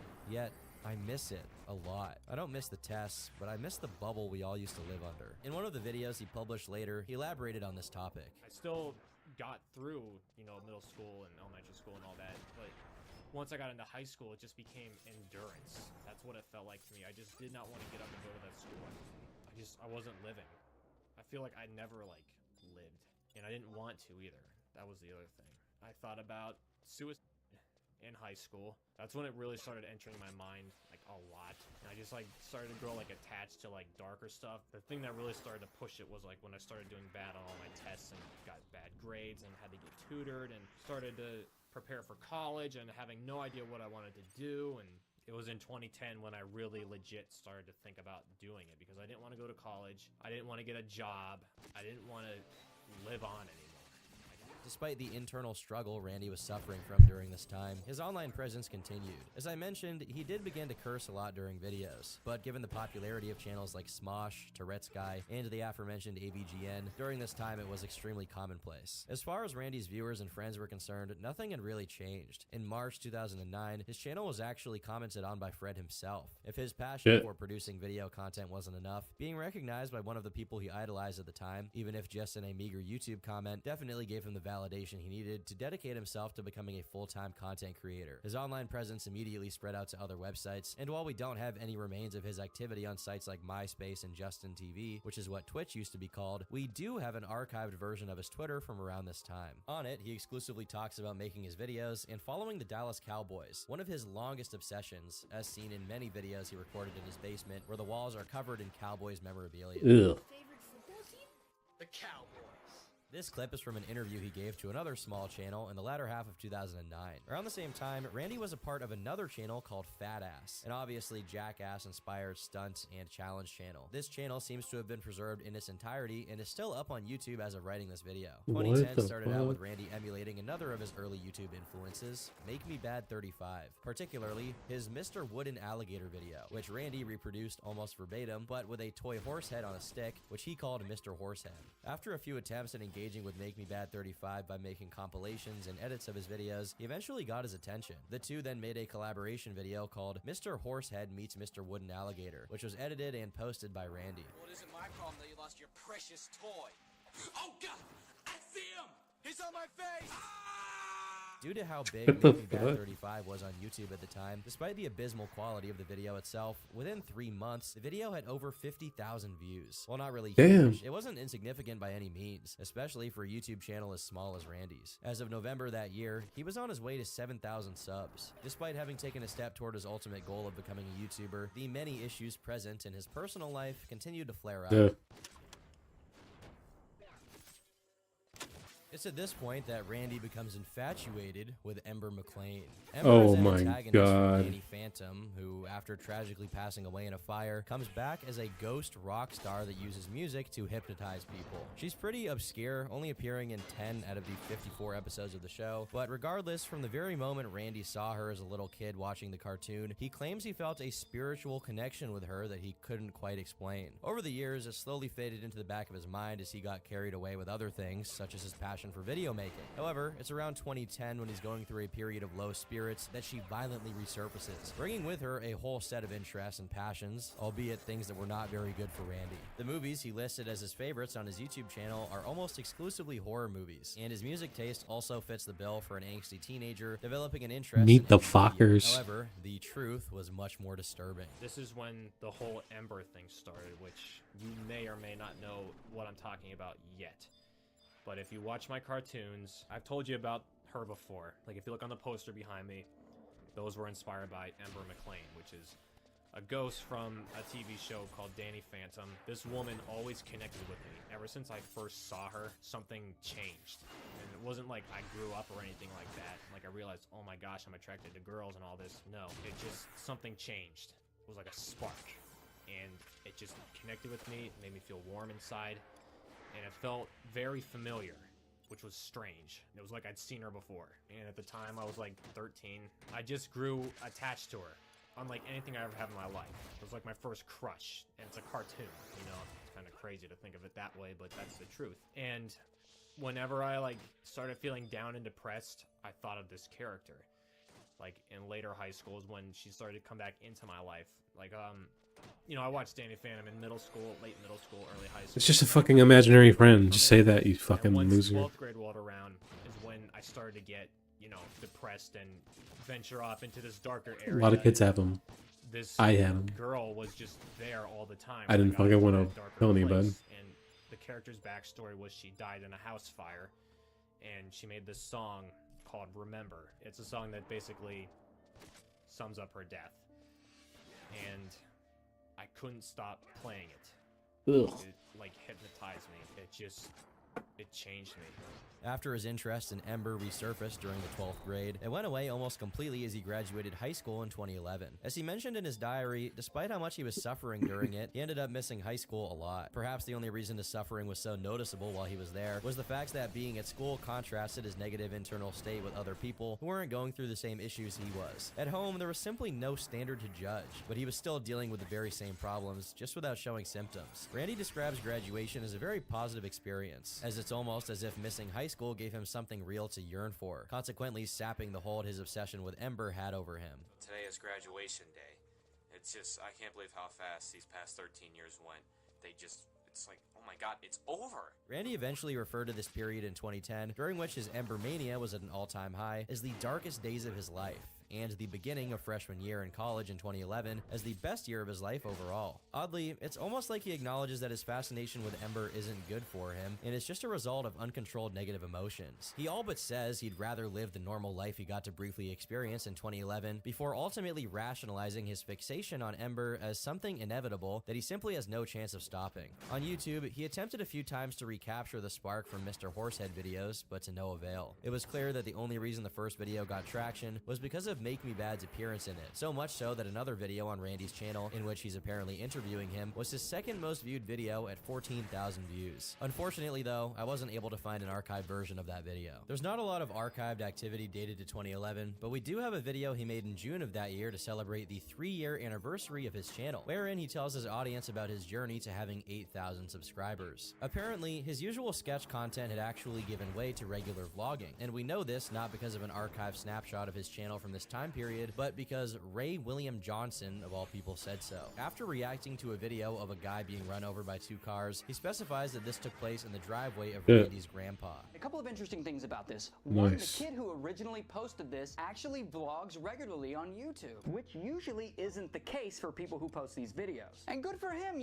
someone gets hurt in his grandpa's yard and he's like, F it, I'm gonna post this shit on YouTube right next to my blog. It's very disturbing to think about how many well-known internet personalities unwittingly became a part of the digital footprint of someone like Nice. Randy Stair. As 2011 came to an end, so did the best time of his life. The excitement of having overcome several of his fears regarding entering adult life was wearing off, and Randy started to hear the call of the void once again. On February 13th, Randy wakes up and goes to attend his classes at college just like any regular Monday. As he leaves algebra class and makes his way to his car in the parking lot, he gets a phone call from his mother. She tells him an acquaintance of his from high school, Tom, was driving to school that morning when he lost control of the vehicle and was killed in a car crash. This was Randy's reaction, in his own words. It forever left a depressing void in my heart. I barely spoke to the kid, but I knew him. Everyone knew him. Within a few minutes, I was just numb. I sat there in the parking lot in my green Nissan Altima and just was in complete shock. Not freaking out, just pale, numb, miles away. I hardly knew the kid, but only being a grade ahead of him, it really hit me hard. My brother was a wreck since he was in the same grade as him, knowing him his whole life. I would have worked with him at McDonald's had I not quit after only a day. I remember Tom saw me in Flex, which was an end-of-the-day activity period, and said, "Why'd you quit?" It was my first job, and obviously McDonald's isn't a great start. But that conversation stuck with me. That may have been the last time I saw him.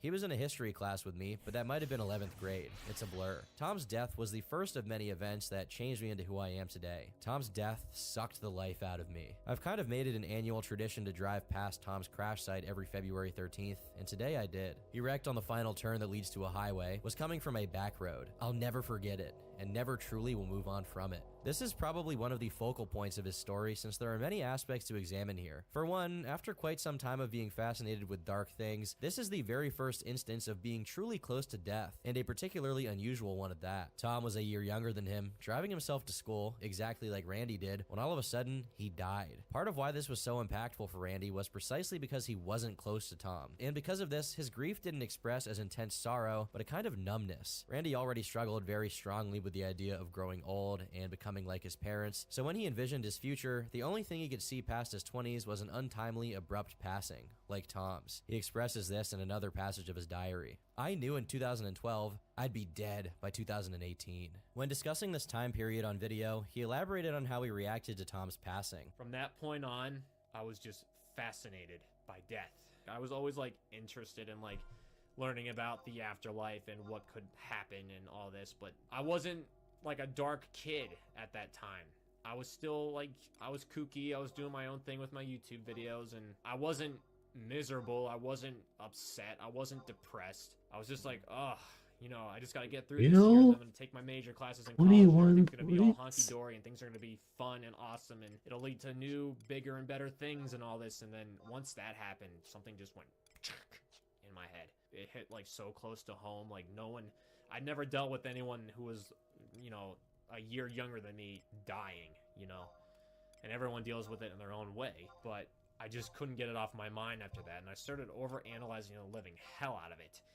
And I had Tom on my Facebook at the time too, so, you know, I started seeing all the stuff that got posted around the Dallas community on Facebook, and I couldn't get away from it all, and I just kept getting sucked into it all. And I just wanted to know everything about it. I wanted to know what killed him. I wanted to know how fast he was going. I wanted to know if he died at the scene or at the hospital. I wanted to know everything. Was he cremated? Jesus. Was he buried? And it just, one thing kept leading to another and to another and to another, but I just kept that all to myself. I didn't ask anybody this stuff. I didn't want to go like to that extreme of asking details like that, because that's not right. I just kept going into this dark place, and I liked it. I wasn't afraid of it. I liked it. I enjoyed it. It felt natural to me. But as the year went on, I sort of kind of dug myself out of the little hole that I dug, you know. I got back on track.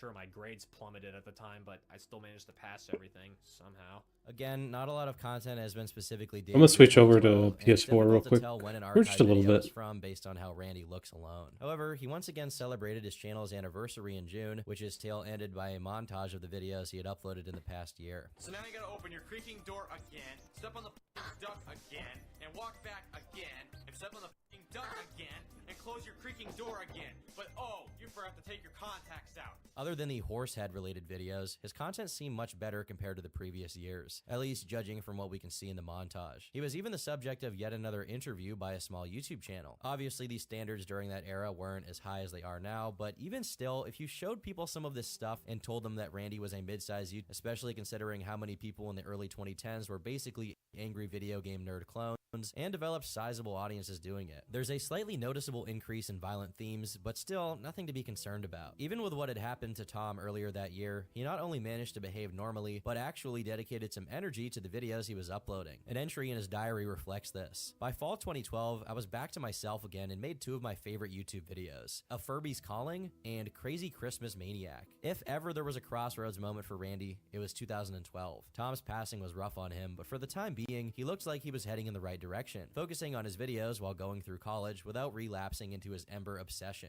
Things looked good, but odds are you already know how this story ends, so you know this grace period didn't last. In December 2012, much to Randy's chagrin, the year ended the same way it began, with the death of someone he knew. In his diary, he said that Tom's death sucked the life out of him, but the death of another friend of his, Matt, was what killed him. In his college's video production class, he and Matt were part of a little friend group, and though they didn't really do anything outside of work together on projects at school, Randy appreciated his company quite a bit, especially since after leaving high school, he had very few friends he was still in touch with, let alone people willing to cooperate with him on video projects. Matt, along with their mutual friends, even started watching Randy's YouTube content, liked it, and shared it on his social media accounts, which made Randy very happy. As the year went by, they grew closer together, a sign that whatever social stability Randy had previously found in his life, he was on his way to get there once again. That is, until the holiday break. Within 2 weeks of the break having started, Matt was also involved in a car crash that led to his death. The accident took place just 1.5 miles away from the Wise supermarket that Randy was working at, and he caught wind of it while he was there, hearing some of the customers talk about some kid who died in a car crash. The only thing is, no one ever mentioned his name, and Randy had the custom of not speaking to his friends online, so for the entire holiday break, Randy didn't actually know that Matt had died. It was only 3 days after school had started back up that, during one of his script writing classes, the instructor took him aside before a 9 a.m. class and asked him if he'd ever heard about Matt. Initially, he was clueless and presumed nothing serious had happened, that Matt had just broken a bone or something like that. But as the teacher doctor informed him something much worse had happened. She talked to me for like a few minutes, and I'm just like, yeah, I had no idea. And she's like, yeah, I was on the news and all this, and that was it. That was the moment that everything changed, and I was never the same since. Literally, something just short-circuited in my head. Something completely broke. Something shut down. It just completely f***ed me up.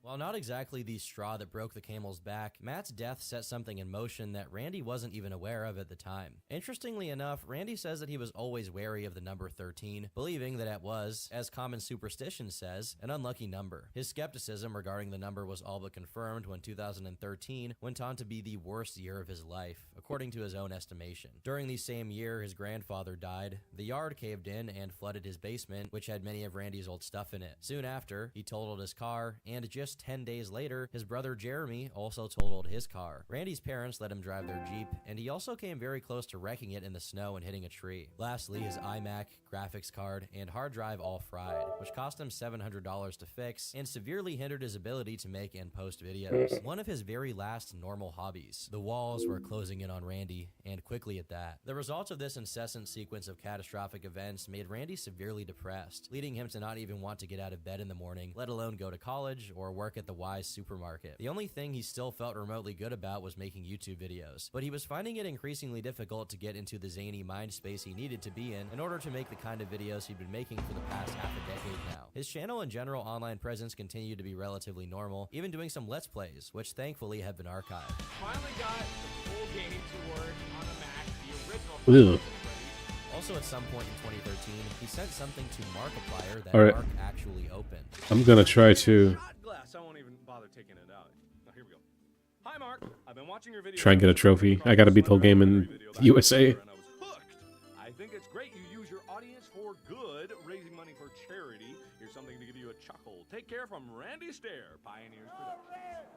Thank you so much for the shot glass. Regardless, whatever external positivity presented itself to him during this time, it didn't change how he felt overall. And that's when Ember came back into his life. Many people have made jokes about how Sonichu is actually a demonic entity that torments Chris Chan. But if there ever was a candidate for a mentally unstable person's healthy obsession actually being a demon, it's Ember. Right at the lowest point of his life, when he could hardly muster the energy to get up in the morning, he was tempted and compelled to look up a song from the Daily Phantom show, Remember, and the full brunt of the obsession overtakes him like never before. Paradoxically, despite repeatedly acknowledging how bad he felt and how depressed he was, he occasionally describes it as if this was good. I don't want to work anymore. I don't want to deal with anyone anymore. The 2013 curse is a hell of a strong one. I never thought one bad year would linger a few years later, but the thing is, I like it. I love it. I love the darkness, the sadness, the abyss of it all. Sinking into the depths of the dead is literally a drug. I won't fight it because it's where I belong. I love that place. I love it. He further explained how he felt in his goodbye video. That song pretty much every single day of my life. Just fell down a whole dark depression, despair, nothingness, to an abyss of just darkness. Every day, it just got... Yeah. Come on, get off me. Damn.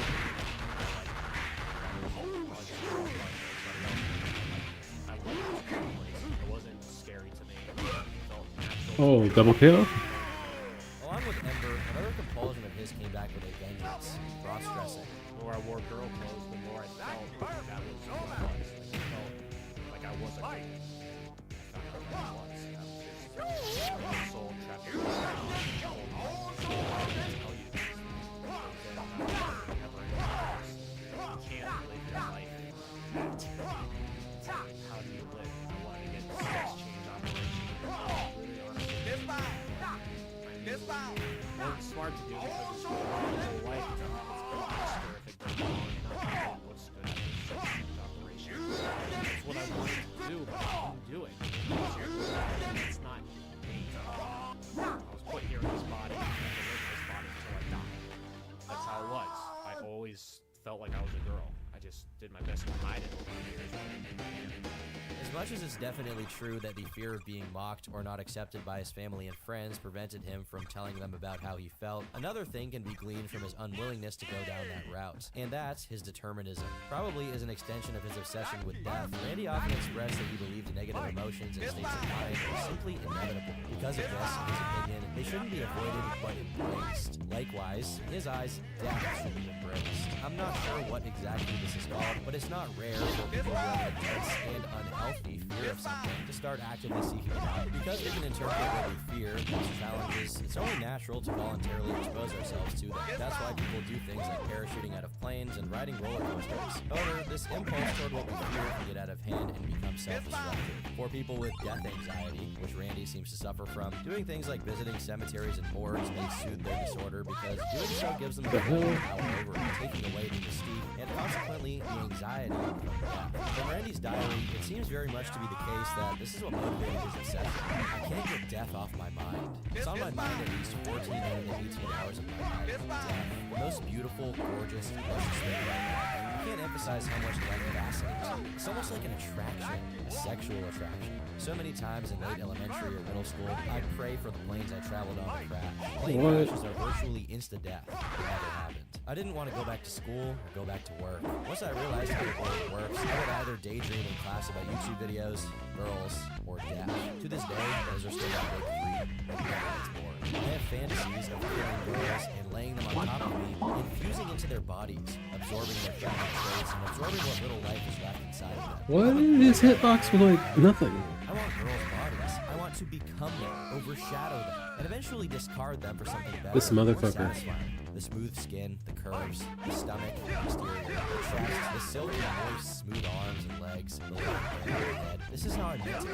Virtually every 10 to 25 minutes, I think of something death-related, maybe every 3 minutes. It's a lot. I just can't get the thoughts of my final night on Earth off my mind. Like, just to think, this will be my last time waking up from a dream, my last time saying goodnight to my parents, let alone seeing them, my last time posting on social media, my last time driving my Hyundai Sonata, brushing my teeth, doing my hair, it goes on and on. It's going to be very surreal just knowing all future contact in this world with my human self will be terminated. Mind you, these are just a few particularly relevant passages in which Randy expresses his impulsive rumination on how good he feels about death. In his goodbye video, he reveals that in one unspecified video he posted to his YouTube in 2013, he makes his very first veiled hint at his intention to no longer be alive, saying that he didn't see himself uploading videos anymore by 2015. In January 2014, he released a video called Amnesia, which the themes it contains is closer to the kind of darkness he espoused at the time. The plot of the video is basically that he gets hit in the head, loses his memory, and the toys he frequently employed as the co-stars of the videos decide to take advantage of his vulnerable state. However, without knowing about Randy's background, this video could easily be chalked up as just being in bad taste by a tone-deaf YouTuber looking for some attention. Strangely enough, in his diary, he describes how this video was somehow related to him realizing he wasn't gay, though he never elaborated on what this meant. As dark as that particular topic may be, it's clear that Randy is just playing it up for a funny video and isn't taking it too seriously. The real darkness comes at the very end, when, during its ending slate, we can see the shadow silhouette of what looks to be 5 embers. His secret obsession with the character finally began to bleed into facets of his regular life. While his watchers had no idea what they were looking at, this concept was dubbed Ember's Ghost Squad by Randy, or EGS for short. It's unknown how fleshed out the EGS idea was at this particular point, but I suppose it was enough that he felt confident putting it into his videos. Eventually, he said that he considered this video the first part of a 6-episode anthology project that was his life's magnum opus. But we'll get to that. The second video, of a total of just 4 videos he uploaded that entire year, was called Search for Remember, which Randy says was the ultimate cause of his demise. The story behind the video were Heavy D's has such a nice butt. As Randy recounts, for a decade after the episode containing it aired, the only version available online was a very low-quality video with a mono mix on audio. In a terrible instance of serendipity, someone discovered that its singer had it up in perfect quality on her portfolio website and made the mistake of sending it to Randy, not knowing what the ultimate ripple effect of their actions would be. Randy took to his alternate YouTube account, Worthless Toaster, to upload it to YouTube for the very first time, where it now stands at over 5 million views. Randy saw this as a sign of destiny, and Ember took over his entire life. In the same month, he made and published The Search for Remember, a short film wherein he was about to take himself out due to his song never being released, only to discover it in full quality and find a new meaning to his life. In essence, this video was autobiographical, adding fuel to the flame, not only watched this video, but liked it and added Randy on Facebook. I'm not sure how he didn't experience any dissonance, considering he was now interacting directly with the woman who voiced Ember, which obviously means Ember wasn't real and just a cartoon character. Then again, considering how delusional he already was at this point, there's no point He in really got to trying meet make it apart. Next up, in his the voice anthology actor is a friended video him? called Extinction, in which he exacts revenge for what his characters did to him in the previous video, supposedly because he lost his job over the video that was taken of the incident. The inclusion I of would have been losing his so job as a happy part of just the from story that. isn't accidental I'd be at happy all. if During this Richard time, Horvitz he intensely would find followed a me. job, and he left his part-time job at the But I'm too weird. In his diary, he says, "By mid-2014, I didn't want to work anymore. I constantly envisioned hurting customers. In September, I got a full-time stock job at the general hospital my mom worked at, but I quit after the first day. It was a second shift job. I just didn't fit there. The facility is enormous. There's like 16 to 20-some floors, and the stock could be for any floor in any supply closet. I would have lost my mind by Christmas." During that job search from spring 2014 through September 2014 was when I legit started thinking about the anger and hatred for the world was boiling like crazy. Why? I had 5 calls for jobs, but I never answered my phone or responded to emails. I didn't want to work anywhere. As the videos for the EGS anthology came out, so did their respective soundtracks, all of which were original tracks Randy composed himself and released on Bandcamp. Soon after the midpoint of 2014 was crossed, another addition to the anthology was made, a video called Extinction, which was an upload in which he graphically murdered the whale plush and toy frog he used to make his videos with up until that point. Near the end, he discovers that they had recorded a video for him in which they apologize for being so obnoxious, at which point he breaks down in regret, only to be interrupted by none other than Ember, as a painfully low-resolution cutout PNG that wasn't even from the original cartoon, but a drawing done by Randy, speaks to him and tells him that he did what he had to do and not to feel bad for his actions. While the comedic tone is retained in certain parts of the video, the more serious parts of it were dramatically outweighing that. Not only did the plot border on nonsensical, but they were rapidly crossing over into Randy's yet-unexplained headcanon, Ember and the Ghost Squad. I can only wonder how the people who watched it at the time felt about it. While they probably couldn't deduce from this video that he was as troubled as he was, it was obvious from the increasingly dark themes that these videos were a cry for help. This video also marks the first official appearance of Ember in one of Randy's videos, and this is as gratifying as possible that his mental well-being was in freefall. In his goodbye video, Randy says that Extinction was one of his best performances ever, though he struggles to watch it since it shows a psychotic side of himself that even he is uncomfortable seeing. As he explained in his diary, the job at the hospital during this period became too much to handle, so he just quit. Unbeknownst to any of his audience at the time, during the filming of Extinction, he tore a tendon on his pinky finger. However, he Shit, couldn't get King. surgery done immediately after and had to wait for 3 months before taking a medical leave. But since he quit in September, he got the surgery done in mid-October, quite literally on the night of Halloween. Coincidentally, he was scared of hospitals because of the hospital scenes in the original Halloween. While in recovery from the surgery, Why? he recorded a video talking about what had happened. This is what it looks like on my hand right now. This is the second phase of recovery on Halloween through Monday.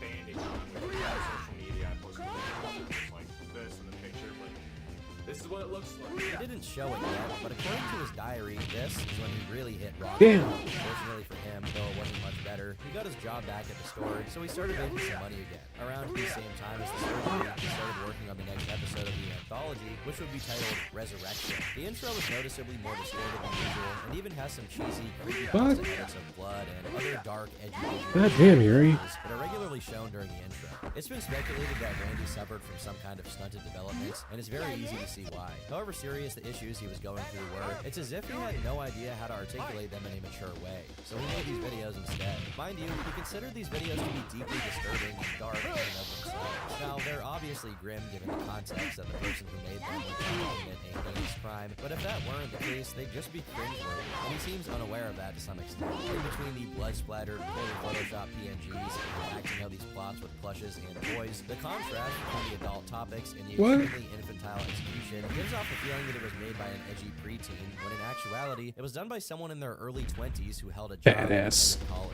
Randy Such a Sarah stupid was a fucking leader name. of cringelord. Resurrection is more of the same as the previous episodes, but this time, the whale and the frog are gone, and there's only Ember as Randy walks around his house and drives. Randy began experimenting with very rudimentary animations that consisted of moving Ember's eyes and eyebrows slightly to alter her expression. A few months later, he released the follow-up to Resurrection called Absolution, which, although it looks slightly cleaner, is about as tone-deaf and janky as the rest of his videos. It's in Absolution that he reveals that he made his version of Ember not through any conventional animation or drawing program like GIMP, but on the emblem editor on in Call of Duty Black Ops 2. What? He spends the majority of the video conversing with Ember, and the video concludes with him taking his own life after accepting he was never going to be able to bring the plushies he killed back to life.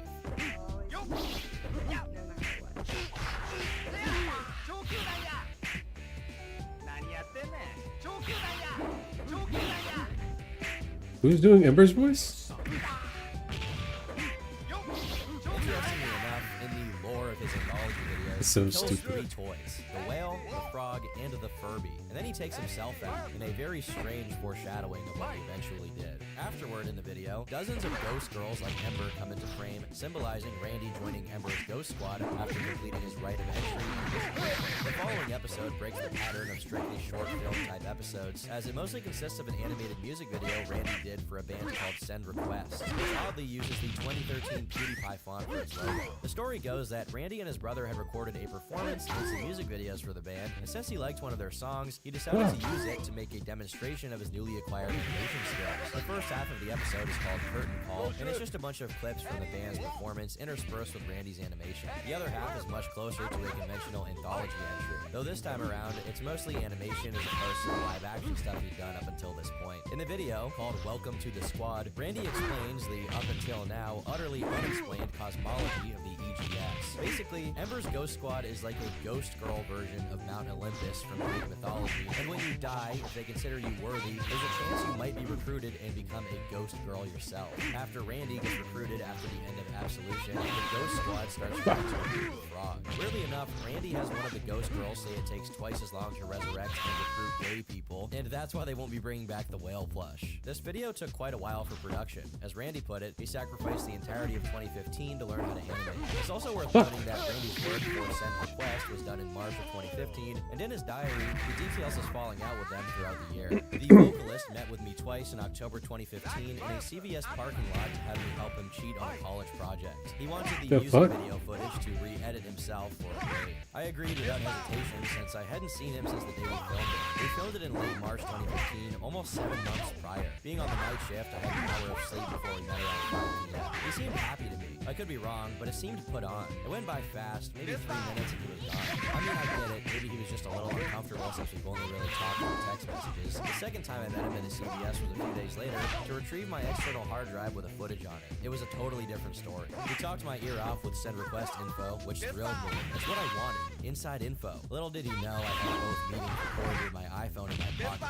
100% start to finish. There's even some laughter from it using the EGS intro right before Stuck in My Own Misery. Now you know one of the many secrets about that piece. As I was saying, the vocalist gave me some details about the band's future, saying they were going back to Ohio in a few weeks to record again. He was very open, which surprised me, even just rambling. But then came the talk that would be the downfall of our relationship, the music video discussion. I thought that I was an automatic lock for the new music video, but I was wrong. Me and my brother had even gotten sharp new lenses, which I told him would make the previous music video look like a joke. He seemed somewhat intrigued and said, "We want this video to be perfect," which, being the perfectionist that I am, led me to think, I'm your guy. He hinted that he would keep me in mind, but I thought for sure I'd be able to help in some form. The entire winter passes, nothing. I text him asking if they're working on anything interesting, says something along the lines of, "Nah man, just hanging around." About a month and a half passed, and the bassist tweeted about checking recording a successful music video off the list. This was when the lies started.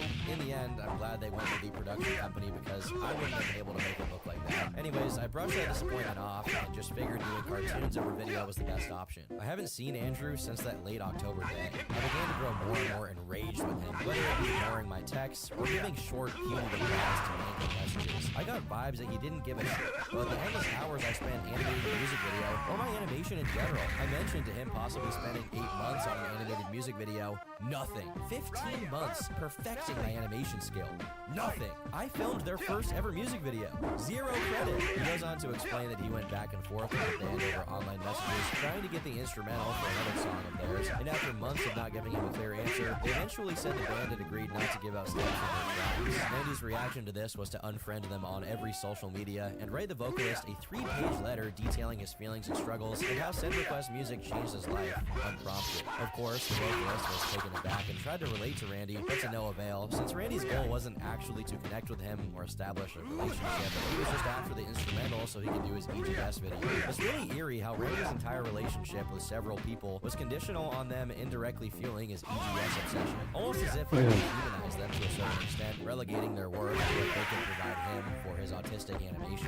It's also interesting because this is one of the few times we see Randy be anything but bleak and aloof regarding the outside world. It's in moments like these that it's visible how truly alien he is to people around him. He thinks that recording everyday conversations without other people's knowledge is a fine thing to do, and secretly using it in one of his videos is a funny secret and not kind of creepy. He also expects a band that's trying to commercialize their music to completely understand him taking 8 months to make a music video for them, with the original character he created based on an all but forgotten Danny Phantom villain from well over a decade prior, despite his animation skills being not very good. He described their falling out as his dreams being crushed and that they made a grave mistake in wronging him, while also mentioning that he sent the vocalist yet another page-long message as a response. He couldn't be more out of touch with other human beings if he tried to. He concludes his rants by saying that since he wasn't given the stems for the song he wanted to, he planned to forever ruin it by associating it with the crime he began to plan around that time. He circumvented the band and went to the person responsible for producing the record, and ultimately spent over $200 to get the master stems just so he could use it in his animation. Mind you, he's working part-time on the night shift at a supermarket at this point, so $200 is a lot of money, yet he gleefully splurged on something as inconsequential as that. It's likely that after his blowing up of the vocalist DMs, the band decided to look a little further into Randy's online presence, only to discover how unhinged he was based on the videos he'd been uploading on his YouTube channel, and they immediately privated the video Randy had recorded for them that was up on their channel. In 2015, Randy grew increasingly wary of having his online presence scrutinized by his family members or people who knew him in real life, leading him to share his name on every video. However, this wasn't the only reason. In a document from much later, he reveals that during this period something happened, which Randy called Randy Gates, that signed the death sentence for the Pioneers Productions era. It started with one of his fans, who had written lewd fan fiction about him in late 2014. While Randy tried to act as if he appreciated it, he couldn't hold the act up for very long and eventually blocked him. This fan, whom we'll call Dave, started ranting on Twitter to other Pioneers Productions fans who took his side and attacked Randy online. Even though Randy eventually made peace with them, it further demotivated him to keep making the same kind of content he used to. As he slowly pivoted to EGS material, 2 new fans did get on board, Sammy and Haley. Being completely unaccustomed to having fans, Randy engaged with them directly, which was a grave mistake since this made them extremely devoted to his online presence, liking and sharing everything he did obsessively. In total, there were around 5 to 8 people in this online bubble of dedicated EGS followers. This began annoying Randy almost immediately, as he was unintentionally getting roped into their lives and exchanging DMs with them. This was set into hyperdrive once one of the fans started frequently threatening to do something drastic on their Twitter account, publicly tagging Randy. God damn it. Being the misanthropic loner he was, with the dark tendencies he was already struggling with, it was excruciatingly difficult for Randy to try and do the reasonable thing, which was talking this person down from what they had in mind to do, or telling the police. A particularly exhausting part of this whole ordeal was that this fan of Randy's would often disappear for days, causing Randy to spend his entire workday refreshing Twitter constantly to see if they'd posted. Eventually, it became too much for him and he blocked her, earning him yet another wave of hate from his original followers. As a consequence of him ostracizing himself from the bubble, he stopped doing live streams and further distanced himself from YouTube. But eventually, this bubble of people had a very different perspective as they collectively interpreted Randy's newer, darker videos as veiled threats to their lives. In mid to late 2015, he made a new Twitter account called EGS where he frequently posted cryptic updates about the general EGS phenomenon. Around the same time, he made a wiki page for EGS, and in it, we can find some additional headcanon Randy wrote. Founded in the 1980s, EGS is one of the most cherished squads in the afterlife. Short for Ember's Ghost Squad, Ember McLean founded the organization not long after perishing in a house fire. During recruiting, all souls are fair game. Although the squad's traits vary extremely, recruiters for lost cause souls, typically people battling depression or have become outcast in the daily environment. Lost causes who finally earn their chance to be who they truly are, making EGS one of the strongest squads in the afterlife. There are occasions where recruiters physically reach out to those amongst the living, offering a way out of their torment and misery. In these circumstances, recruiting is cleverly executed damn to it. help make society aware of the spiritual forces overshadowing the earth. There are rare circumstances where the EGS will purposely plan a sudden recruitment for an individual whose traits perfectly fit Oh, into their system. shit. The appearance of an EGS recruiter is masked by shadows on a face and skin. Only the eyes and clothing are visible, surrounded by darkness and their own unique view. There are hundreds of recruiters in the EGS. Only the best of the best are promoted. When recruited by EGS, your features may vary based on your life's interests, mental scars, and emotional traits. Each recruit has the abilities to fly, turn intangible, sing decently, travel to Earth, perform basic hypnosis, play the guitar, and travel to other dimensions. God damn it. Practicing and performing spells, recruits can improve their skills and reach new levels in the squad. The book, So You're No Longer Living, the EGS Guide to the Afterlife, is distributed to new recruits. Randy also wrote lore for each of the EGS recruiters he created, but they're pointlessly long and detailed for no reason. Strangely enough, he specifies that regardless of whether someone was male or female during their life on Earth, upon joining the EGS, they become female souls. And he also makes a point to say that all of the members are at least 7 feet tall, including the frog toy from his videos, which he thoughtfully includes as one of the recruiters. Some of the characters were even 10 feet tall, and it's difficult to understand why this was a focal point for Randy. It's been speculated that he bases characters either on Damn. different aspects of himself or on the personalities of the people who are a part of his life, potentially the friends of his who tragically died a few years prior. However, it's very difficult to discern any meaningful information just by looking into Randy's entries on the wiki. He also made several Twitter accounts, one called EGS World as a main hub for all EGS related things, and a few others for each respective member of the squad. What's even more disturbing is that Randy actively managed and posted from all of these accounts, making them interact with one another as if they were real. While he was initially pleased about leaving his job at the hospital and going back to working at a supermarket, and even happy that he got to work the night shift, his glee was rapidly deteriorating as the job wore him down. At first, it was alright, but it quickly became overwhelming with stress from management. The job isn't hard, it just drags. Non-order nights feel like an eternity. I've long exhausted my music library. The best part is there's no one to bother you. I've even had shifts where it was just me and the floor guy who leaves at 3 a.m. and me all night. It's peaceful, but man do I get bored. You level the score and fill holes or do backstock on non-order nights. It gets old fast. 2016 begins with the last entry to the anthology series, this. The video is just a monologue by Randy, in which he does a little bit of an impression of Heath Ledger's Joker while trying to sound as menacing as possible, while the camera either zooms in on his face or pans around his room, showing his My Little Pony memorabilia, the innumerable images of Ember he has plastered on the walls, along with posters from the movie Frozen and the angry video game Nerd, the poster for which was actually signed by the nerd himself. Will see us as mentally ill, introverts, weirdos, screwballs, creeps, psychopaths. I see us as standout gifted souls. Again, it would be cringy if it wasn't a real sign of his psychological decay. As Randy had already explained in his diary, as early as 2014, his rage had been building up, and he was already planning to commit some kind of violence. But even he had no idea what it was, or even if he was actually going to do it, or just take himself out and leave it at that. It seems that by the end of 2015, he already had an idea of not just what to do, but when to do it. One of his cryptic tweets signaled it would happen on May 7th, 2019, with no further clarification. While the first half of the year didn't have any significant updates, according to Randy's goodbye video, it was during this relatively quiet period that he was completely sucked into another obsession, Columbine. According to him, everyone saw the perpetrators of that crime as monsters when he saw them as the true victims. And in his words, grew to love them and see them as an inspiration. He was particularly enamored with one of the criminals' t-shirts, which said natural selection, obviously striking a nerve in Randy, who immediately associated it with his beliefs about tragedies, like them being inevitable and fated to happen. In order to further learn about what had happened, he made an account on a discussion forum dedicated to the shooting, and his profile is still up to this day. While most of his posts aren't noteworthy and just expressing interest in learning more about it, a few give a little insight into whatever remained of the person Randy used to be before his obsession with Ember completely seized him. In a post, he expresses disbelief that the parents of the perpetrators didn't pick up on the signs, which can be chalked up to Randy projecting his own situation onto their stories. At this point, he wasn't trying very hard at all to be secretive about what he was up to. For example, he got himself 3 natural selection t-shirts, and still, no one picked up on it, leading him to resent him further. In a much more revealing post, he says the following. The biggest question of all, though, is would any of the Harris family forgive Eric? A big question I've always wondered is, if the shooter's family saw their sons in the afterlife, would they forgive them? However, since he no longer went to school, he began feeling discouraged from doing anything related to education, since his college campus was either too secure or had too few clusters of people for him to effectively target him.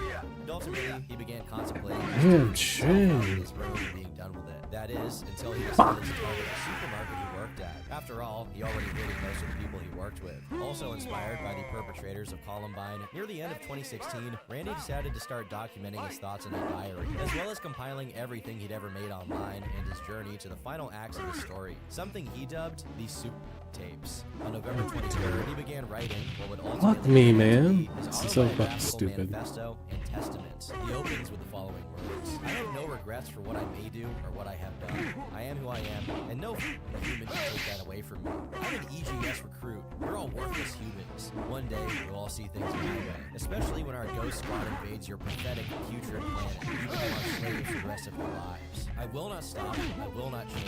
I will not cower. I will fight for the squad and do what I've set out Fucking to do. bitch. I am Andrew Blaze. If there ever was a time in which someone could have intervened and stopped Randy from doing what he planned to do, Fuck you, god damn it, man. he spends a few paragraphs declaring his admiration for Eric Harris and begins to essentially rewrite the story of his life, adapting it to his current self, claiming he's always been this way and hated humanity since the beginning, which is clearly untrue. In an unintentionally pithy segment, immediately after he's done pontificating about how he hates the world, he begins expressing his distaste for his own identity, particularly his name. He explains that he's always wanted to change his name to Andrew since middle school when he learned about Hurricane Andrew, and explains the meanings he ascribed to the name. He believes this is the name he's fated to have as a ghost girl in the afterlife, which is ironic considering the name Andrew comes directly from Greek and it means man. In another document released a while later, he mentions the incident that prompted him to want to change his name in the first place. One time when my mom sat down and asked me if I was okay due to a post on my Facebook that my aunt saw, it was a post saying something like, I wish I could be somewhere else besides this world and to just get away from everything. It'd make me happier. I can't remember fully what I wrote, but that was the gist of it, and it really upset my mom. I never got confronted.